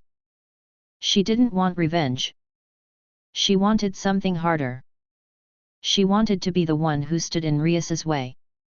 Not to punish her, but to spare her from becoming the very tyrant she once swore never to become. Chapter 35, Nights Without Orders. Gojo's POV. Zenovia didn't say anything after Rias left. She didn't ask who had brought the letter. Didn't ask what was written. Didn't even glance at Akeno. But the moment Rias's presence vanished beyond the outer field, Zenovia turned and walked alone toward the south clearing. Blade across her back. Jaw set tight enough to crack. Not angry. Focused. I gave her half an hour. She didn't swing Durandal. Didn't move through drills. She just stood there kneeling in the middle of the stone yard. Sword in its sheath. Hands resting on her knees. Praying, maybe. Though she had long since stopped calling it that. When I came, she didn't look up. "You're going to challenge her," I said. "Yes." "Now?" "Yes." She just had the worst conversation of her life. She's had time. I stepped forward. Zenovia rose. One clean, practiced motion. But she didn't draw. She didn't even place her hand on the hilt. This wasn't a fight. Not like that. "I followed orders all my life," she said. "Vatican doctrine. Swords. Chains of command. I know. I obeyed because I believed in the shape of things. That if you held the line, the truth would stand with you. And then it didn't." She nodded. "It broke." She stepped toward me. Not threatening. But not soft either. "I don't want to follow anyone else like that ever again." She looked toward the shrine. Toward where Akeno was still inside, probably silent, probably not breathing. "But if I must be led, if I must fight under someone's direction again, then I want to choose." She looked at me. Then past me. To the door. "Now." I nodded. And called. "Akeno." She appeared in the doorway. Hair still tied back. Face calm. But she paused when she saw Zenovia. Then, quietly. "Here." Zenovia nodded. "Right here." The others gathered slowly. Not because they were called. Because they knew. Konako arrived first. Saturday beside me. Didn't speak. Kurika stayed by the wall. Ross Weiss on the roof. Asia beside the steps, eyes wide but focused. Gasper stood behind a tree. Watching. Always watching. Zenovia stepped into the center. Akeno walked to meet her. They didn't bow. Didn't gesture. Just stood there, facing each other. Two women once tied to others' causes. Now standing at the edge of their own. "I need to know who you are," Zenovia said. "I'm Akeno Himejima," she answered. "No one's queen. No one's shadow. Just myself." "Words are smoke," Zenovia said. "Show me the shape of your flame." Akeno nodded. Lifted her hand. Didn't call lightning. Didn't raise shields. She just stepped forward. No stance. No strategy. Just her. And Zenovia. Drew Durandal. Let it hum. But didn't swing. They moved. Not clashing. Aligning. Two movements spiraling into proximity, testing rhythm, pace, pressure. Akeno's hands didn't reach for her parasol. Her footwork didn't retreat. She let the holy energy graze her sleeve. And didn't flinch. Zenovia struck. A horizontal arc half-speed, enough to burn but not break. Akeno dropped low, touched the ground, released a burst of air not lightning. Control. The wind spun the gravel in a ring around them, blinding the edge. Zenovia's eyes narrowed. She turned with the force. Stabbed forward. Akeno slid beside her, palm rising. And paused. Palm open. At Zenovia's neck. No strike. No threat. Just pressure. Zenovia didn't back away. Durandal glowed. But she didn't move. Akeno dropped her hand.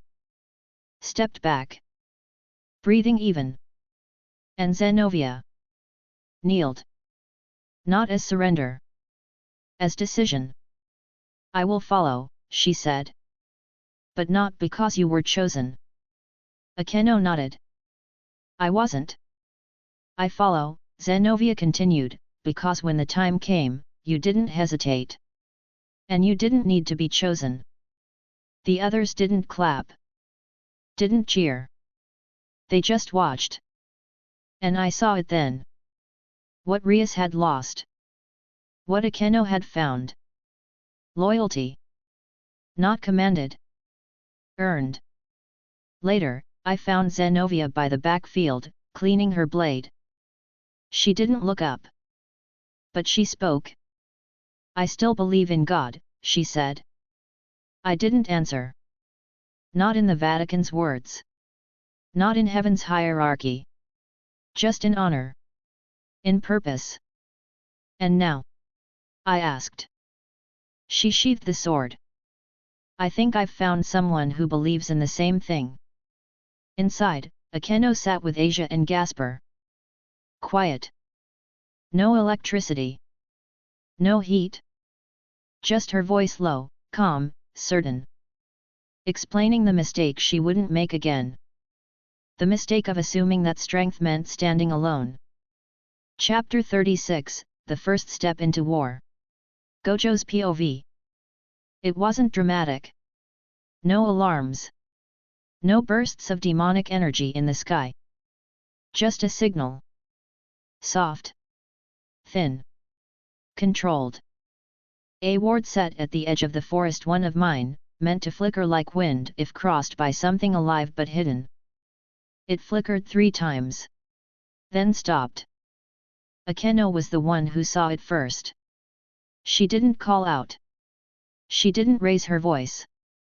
She walked to me where I sat on the veranda, scroll in hand, sunlight across my lap, and said one sentence. They're watching us. I didn't ask who. She didn't need to say it. It wasn't Rias. Not yet. Rias would confront. Not observe. This was scouting. Coordinated. Quiet. Official. Someone had sent a forward team to track the shrine. And that meant only one thing. They were preparing the first formal move. I folded the scroll. Set it aside. Looked up at her. You want to answer? Her eyes didn't waver. Yes.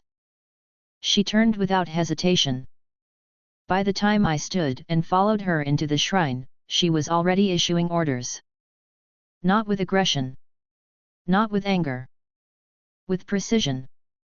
Konako leaned against the wall, arms crossed. Asia stood at the corridor's edge, staff in hand. Gasper lingered half in shadow. Zenovia sat near the back, sharpening Durandal. Ross Weiss was on the roof, reading as always, but her eyes flicked down the moment Akeno spoke. We move in 1 hour. No questions. No resistance. I watched from the edge. She'd done it. She wasn't just being followed. She was leading. She called each of them by name. Assigned roles. Not for training. Not simulation. Not pretend. A real strike. Not to kill. Not to escalate. But to send a message. Konako would scout the east path. Zenovia would lead vanguard position. Ross Weiss would monitor magical signals and suppress long-range comms. Asia would remain in the inner barrier linked, but distant. Gasper would support from Shadow, linked directly to Konako through the blood thread they'd learned last month. Akeno would lead the center. She didn't place herself in the rear. Didn't choose to observe. She was the tip. The voice. The fire. And me? She didn't ask me to come. Didn't even look in my direction. Because she didn't need me. And that was exactly why I stood and followed anyway. Not to intervene. Just to see how far she could take it. We left the shrine at sunset. No fanfare. No chanting. The forest was quiet, birds long gone. The sky was split with pink and ash. Ross Weiss sealed the barrier behind us. Asia remained on the highest ridge monitoring energy levels through a modified prayer circle we'd created for her last week. Akeno didn't speak as we moved. She didn't need to. Zenovia moved at her right. Konako ranged forward, nearly invisible. Gasper flickered in and out of trees like smoke. And me? Behind. Hands in pockets. Watching. Not just the team. Her. How she carried herself. How she listened. How she breathed. No lightning yet. No threat. Just her eyes narrowed, calculating. She was hunting now. Not a target. A statement. They found the scout team 15 minutes later. 4 devils. Light armor. Sigils from the middle faction of the Bale line, not elite, not expendable. Trained.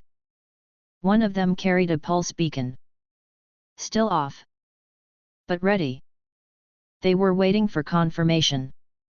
Waiting to see if the shrine's energy readings matched the report. Waiting to decide whether to escalate. Akeno didn't wait. She stepped into view. Didn't flare magic. Didn't call thunder. Just walked into their line of sight. They froze. Not because of fear. Because of recognition. Lady Akeno, one of them said. She didn't respond. The one on the left, dark blue hair, sigil on his throat, took half a step forward. We were told this place was off limits. Then leave. Her voice was low. Controlled. We're here to verify. I said leave. They hesitated. The beacon bearer looked toward the edge of the forest, probably calculating distance, options, whether they could call backup in time if things turned. He reached slowly for the beacon. And Akeno moved. No spell. No chant. Just raw motion. Her hand blurred. Not lightning air. She displaced the pressure directly between them, compressed space, forced energy downward. The ground cracked. No one fell. But the signal receiver slipped from his grip and shattered. No more beacon. You will tell them this, she said. Tell them we're not enemies yet. Tell them we have not declared war. Tell them I walked out of the Gremmery shadow because I chose truth over titles. And tell them, she paused, eyes narrowing, that the next time I see someone with a beacon, I will consider it consent to engagement. They left. Fast. No resistance. No pride. Just 4 trained agents with too much fear to pretend the situation hadn't changed. When they were gone, no one spoke. Not for a long moment. Then Zenovia said, you didn't even draw power. Akeno turned slightly. I didn't need to. Ross Weiss landed beside us. They'll send someone stronger next. Akeno nodded. I want them to. We walked back under moonlight. No torches. No spells. Just the sound of gravel underfoot. And the weight of decisions beginning to roll forward like a storm cloud too heavy to turn. At the gate, Gasper asked hesitant. Are we in a war now? Akeno looked at him. Held his gaze. No, she said. Not yet. But we are done pretending this isn't going to become one. That night, the team slept early. Konako curled beside Kurika. Asia remained near the center shrine, still watching for energy shifts. Ross Weiss returned to the roof. Didn't sleep. Just stayed still. Thinking. And Akeno. She didn't sleep either. She stood by the back wall, alone, arms folded, hair down, face calm. She didn't look worried. She looked ready. I stepped beside her, leaned against the stone. You've done it, I said. She nodded once. This is mine now. Chapter 37, The Night He Refused Silence. Gojo's POV. It started with the mirrors. At first, we thought it was just a trick of light, something benign, the way moonlight bent through the southern hall's paper walls. But Asia noticed it. Not the shimmer. The absence. The way her reflection didn't match her breath. She ran to find me. Didn't panic. Just whispered. Something's pulling from the inner shrine. Like it's being watched through itself. And that's when I knew. It wasn't an intruder. It was someone already here. Someone who didn't want to wait anymore. We found him in the old prayer room. Gasper. Alone.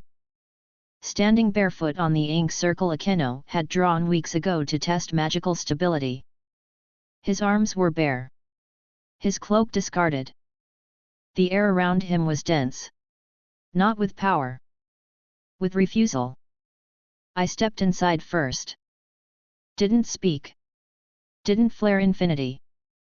I just stood there. Waiting. He looked up. Eyes red, not glowing. Just awake in a way they hadn't been. No fear. No guilt. Just a boy who had waited too long. I can't keep hiding, he said. I nodded. You're not. He shook his head. No. I mean. I don't want to be protected anymore. His voice was calm. Flat. But beneath it. Rage. Not the explosive kind. The kind that comes from years of being spoken for. Years of being told you're useful, but only in very specific, quiet ways. They left me behind in every fight, he said. They always said it was for my safety. For strategy. Because I couldn't control it. Because I was too dangerous. I let him speak. He needed to say it. All that did was make me afraid of myself. And now I watch everyone else grow, get stronger, braver, louder, and I'm still in the back corner waiting to be used when it's convenient. He looked at me then. Really looked. I'm not afraid of myself anymore. The mirrors cracked. All of them. At once. Not from impact. From pressure. His energy coiled through the room like reversed gravity. Folding space. Twisting light. Making presence a weapon just by breathing. Akeno arrived then. Barefoot. Robe still loose from meditation.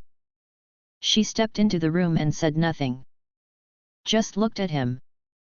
Her silence wasn't judgment. It was evaluation. You used your time, she said. He nodded. I watched everything. Listen to how you command. How you ask instead of order. How you let everyone move instead of placing them. He stepped forward. And for once, he didn't look small. He didn't shrink. Not in her presence. Not in mine. I want a place that's mine, he said. Not just a position. Akeno didn't hesitate. Then take it. He blinked. "You're not going to stop me." "No," she said. "I'm going to test you." Outside, the others gathered. Not because they were called. Because the air had changed. Ross Weiss stood at the boundary of the outer garden, frowning. Kurika crouched low near the roofline, tail still. Konako waited beside Asia, arms crossed but gaze sharp. Zenovia stood with Durandal on her shoulder, unreadable. Akeno walked with Gasper to the center of the training ring. She didn't pull her lightning. Didn't activate any magic. This wasn't about overwhelming him. This was about finding his edge. "You want to stop hiding?" she asked. He nodded. "Then show me where you begin." He didn't shape-shift. Didn't phase. He closed his eyes. And the field changed. Not visibly. But rhythmically. Time shifted. It didn't freeze. It slowed. Not enough to paralyze. Enough to demand precision. Like breathing in water. Kurika whispered. "He's controlling field pressure. Not just freezing time. Dampening expectation." Akeno smiled. "I see." Then she walked forward. Steady. Not resisting. Just matching his rhythm. He widened the field. Let the dampening expand. But she didn't falter. Because Akeno didn't rely on speed. She relied on presence. He struck. One motion. No flash. Just displacement. Shadow condensed into a vector. It reached her chest. And halted. Not because of resistance. Because she had stepped through it. Like it wasn't a strike. But a request. She placed her hand on his shoulder. Not to strike. To anchor. "You can be more than what you fear," she said. "But you have to choose what you are when no one's watching." He dropped to his knees. Breathing ragged. Not from strain. From acceptance. "I want to be someone who defends, not just observes." She looked at me. Then at him. Then nodded. "You're promoted." Gasper looked up. "Promoted to what?" Akeno turned to the others. "New title. Gasper v Lady Guardian of Flow." Ross Weiss nodded. Asia ran forward and hugged him. Konako gave a small, sharp nod of approval. Zenovia lifted Durandal slightly. "Earn it." Kurika just stretched and said. "He's still too shy." But I saw the truth in his eyes. The way his presence lingered now unapologetic. He wasn't hiding anymore. He was present. That night, the mirrors didn't reflect anything unusual. Because he wasn't watching anymore. He was seen. Chapter 38, The Visitor Without Threat. Gojo's POV. The Bale family didn't send soldiers. Not yet. They didn't flare demonic pressure across the sky. Didn't try to break the barrier. Didn't insult us with assassins or surveillance tricks. They sent a chair. And someone to sit in it. He arrived just past noon, when the rain was soft and deliberate. The kind of weather the old shrine soaked into its bones. He didn't knock. Didn't speak. He just sat. Right outside the southern gate. One chair. One man. No guards. No magic signature beyond his own. Everything about him said, "I am here to talk, not to fight." Akeno noticed first. Her expression didn't shift. But she stepped outside before I could. Hair still damp. No shoes. She walked barefoot across the stones and stopped 2 meters from him. He stood. Not tall. Not imposing. Just clean. Older than us, younger than Ross Weiss. Formal black coat, white lining, one crimson ring across his right thumb. Eyes dark grey. Not pale blue. But his blood was unmistakable. Akeno Himejima, he said. No bow. No smile. I'm told I have one message to deliver. She said nothing. I arrived behind her, leaned against the doorway. Arms folded. He nodded at me. Didn't ask my name. Didn't try to guess it. Good sign. You've attracted the wrong attention. His voice was clear. Measured. Not cold. But not casual. The moment you made a field strike against a registered scouting team, your location was forwarded to all central observation records. Akeno folded her arms. They were within range of a secured site. Uninvited. He nodded. Correct. And had you killed them, the underworld would have justified escalation. A pause. You didn't. That's why I'm here instead of a siege team. Konako stepped out from the corridor behind me. Ross Weiss appeared on the roof. Zenovia was already half-dressed in combat gear. No move. No sound. Just awareness. The kind of pressure that says, we're not impressed. But we're not underestimating you. The man pulled something from his coat. Not a scroll. Not a letter. A stone. Carved with the Bale crest. He set it gently on the ground between himself and Akeno. I am not here to claim you. I know, Akeno said. I am not here to test you. I know. I am here because your name is being passed around tables you've never sat at. Lords with no loyalty to Gremory. Councils with no interest in Rias. Men who view defectors as symptoms of something else. Akeno's expression didn't change. But I stepped forward. Because this wasn't about her anymore. It was about us. What do they want? I asked. Stability, he said. Or silence. Kurika appeared behind the east column, tail still. Gasper stepped out of the shadow behind the visitor. He didn't flinch. Didn't react. He knew he was surrounded. And didn't care. Because this was what he'd been sent to do. Deliver words. Then leave. They will send one more diplomat, he continued. To invite you. To offer terms. They will make it sound generous. What happens if we refuse? Akeno asked. They will not send diplomats after that. A pause. He looked directly at her. His voice softened. You aren't feared, Akeno. You're unwanted. That's what makes you dangerous. The rain slowed. Just missed now. The shrine held its breath. No magic. No posturing. Just decisions waiting to become consequences. Akeno walked forward. Picked up the stone.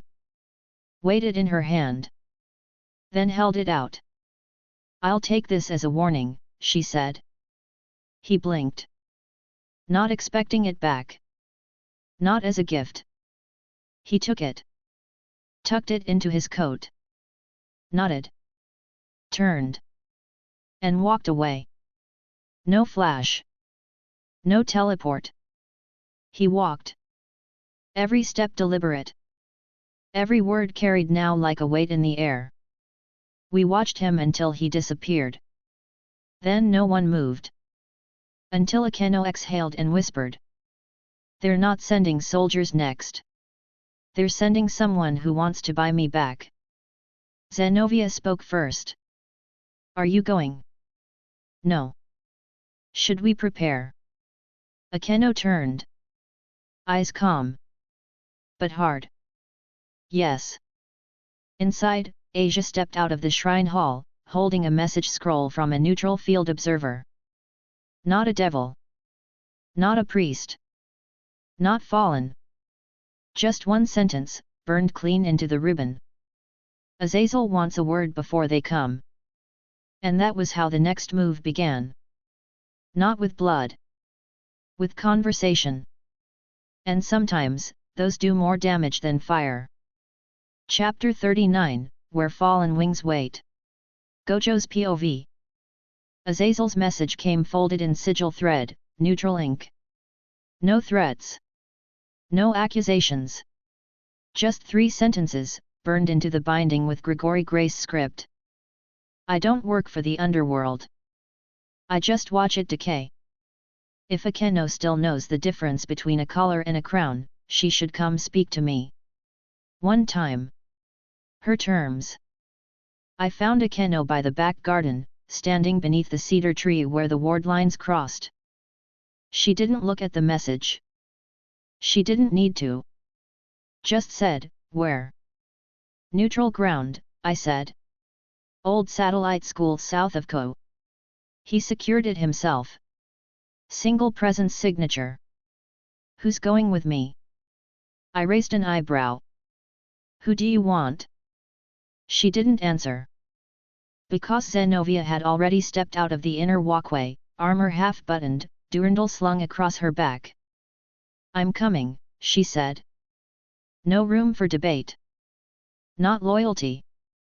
Conviction. We left at dusk. Just the 3 of us. Kurika watched us from the roof. Ross Weiss handed Akeno a talisman one-eyed reinforced. Asia stayed quiet. But Gasper stepped forward before we passed the gate. I want to help too, he said. Akeno paused. You're already helping. Keep them safe. He nodded. Didn't flinch. Didn't ask to come again. The school was abandoned. Old Grigori architecture, low ceilings, iron-framed windows, chalk still on the blackboards. Dust stirred in corners. No ambient magic. Just a pulse. A signature. Azazel was already seated. Back row. Feet up. One arm across the desk. No weapon. No armor. No coat. Just him. Relaxed. But not careless. He saw us before we opened the door. Well, well, he said. Queen no longer crowned. Exorcist with no Vatican. And a babysitter with silver hair. He grinned. I didn't smile. Akeno stepped forward first. You said my terms. Correct. No trap. Wouldn't work on you. Then talk. Azazel's eyes flicked toward Zenovia. Don't swing unless you mean it, he said. I never swing for conversation, she replied. Good.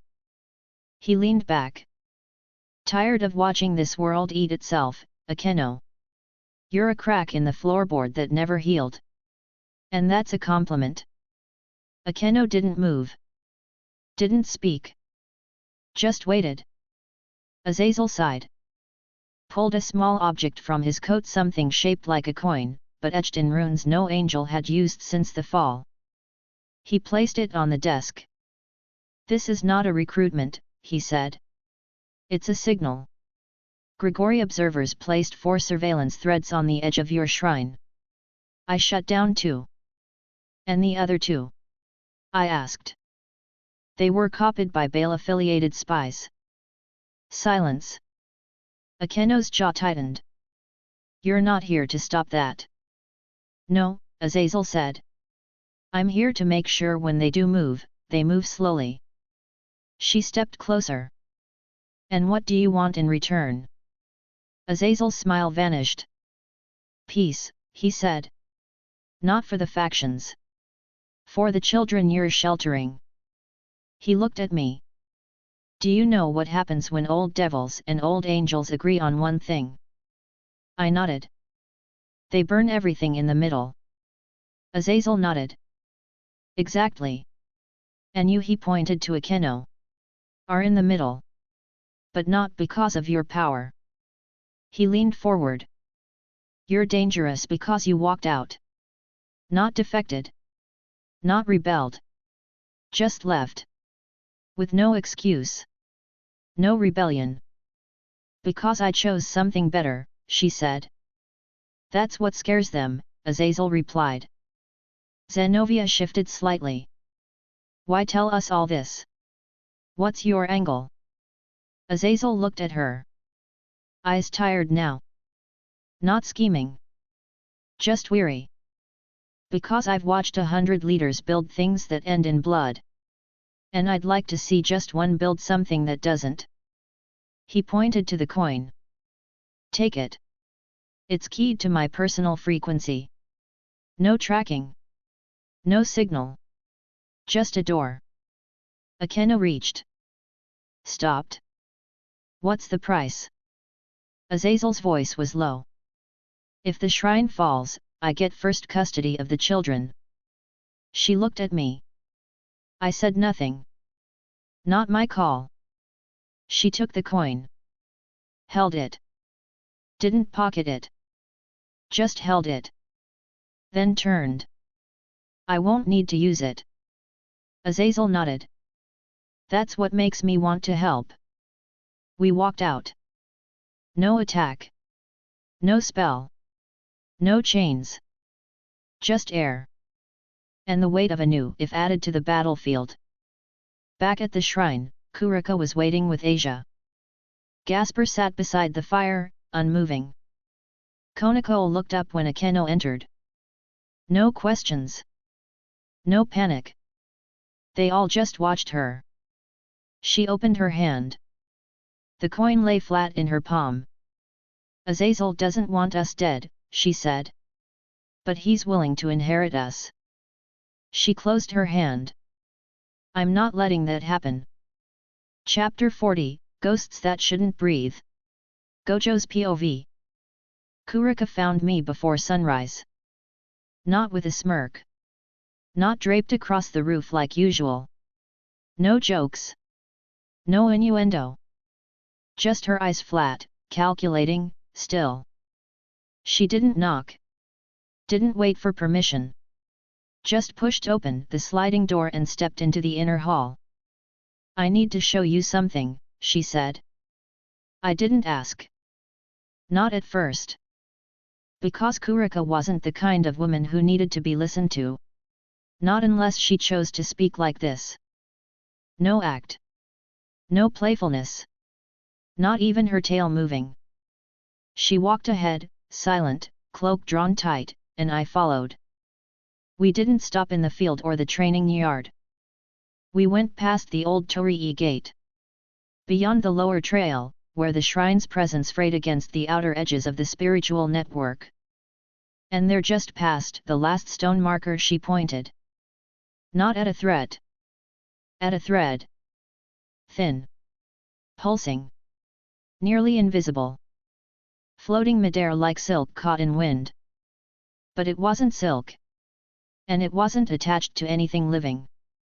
It pulsed with blood magic. Old.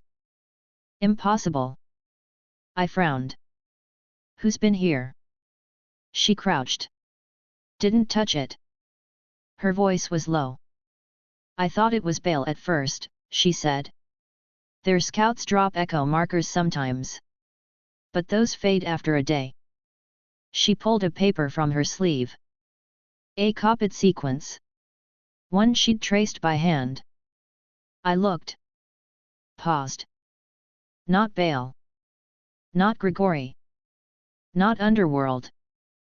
This wasn't from any current faction. It was ancient. Pre-faction. Cow's Brigade? I asked. She shook her head. No. That would make sense. This doesn't make sense. I leaned closer. Felt the magic. Not demonic. Not angelic. Bestial. Not yukai. Older. Warped. Dead blood, I said aloud. Something that should have burned out generations ago. Kurika nodded. Clan magic. From the days before the Civil War. A family that sided with the old Satans. Executed for forbidden transmutation. I narrowed my eyes. Which one? She met my gaze. The Jamie. My stomach sank. Because that name wasn't supposed to exist anymore. Jamie bloodline magic was banned. Gone. Their entire family tree burned out during the collapse of the First Infernal Tribunal. And for good reason. They didn't fight with power. They fought by replacing themselves. Flesh weaving. Soul tethering. Clone phantoms. They created versions of themselves that could possess, mimic, or override lower-ranked devils. A forbidden art even the old Satan faction refused to defend. I stood. Are you sure? Kurika didn't blink. There's a second thread 20 meters west. Another 30 north. How many total? 6. All in a ring. Not targeting. Measuring. Someone was building a perimeter around the shrine without touching the barrier. Tracking resonance. Mapping movement. And worse. Testing for weaknesses. Does Akeno know? I asked. No, Kurika said. She's been dealing with Azazel's message. I didn't want to distract her unless I knew what I was seeing. You were right to wait. She stepped back. Arms folded. Tail still unmoving. So. What now? I turned. Didn't answer at first. Just walked. Back to the shrine. Back to the edge of the inner field. And as I passed the talismans lining the path, I pulled 3 of them free. Not to disable. To repurpose. Because we weren't defending now. We were interrogating the air itself. Inside, Akeno stood near the map table. Zenovia beside her. Asia seated quietly, hands on her lap. Gasper near the window. Ross Weiss watching the scrolls. I dropped the paper Kurika had given me onto the table. Akeno read it once. Twice. Didn't flinch. Then said, "Where?" 10 minutes later, everyone stood outside. The sky above us was flat grey. No sunlight. Kurika guided them to each thread. One by one. No one touched them.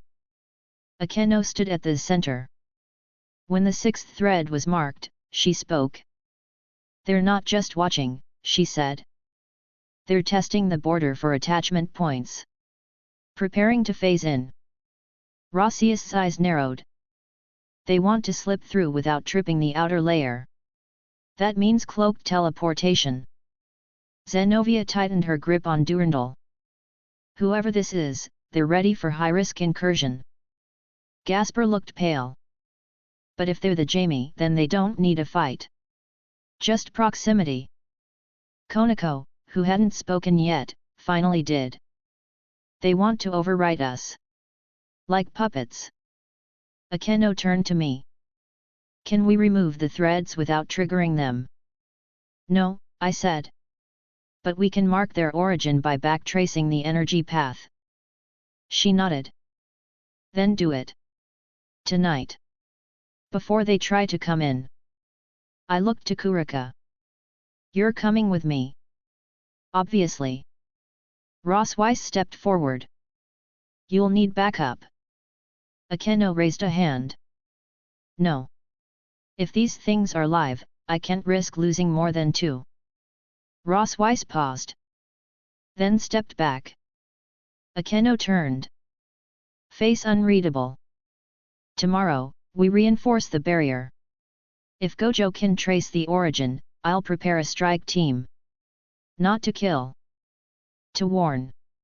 Just once. She looked across the group. If they come again after that. She didn't finish. She didn't need to. Everyone understood. That night, Kurika and I stepped past the outermost seal.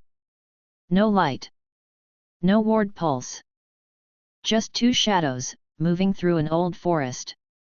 Toward a bloodline that shouldn't exist. Because someone out there wasn't watching us. They were waiting to replace us. And I didn't plan to let them finish.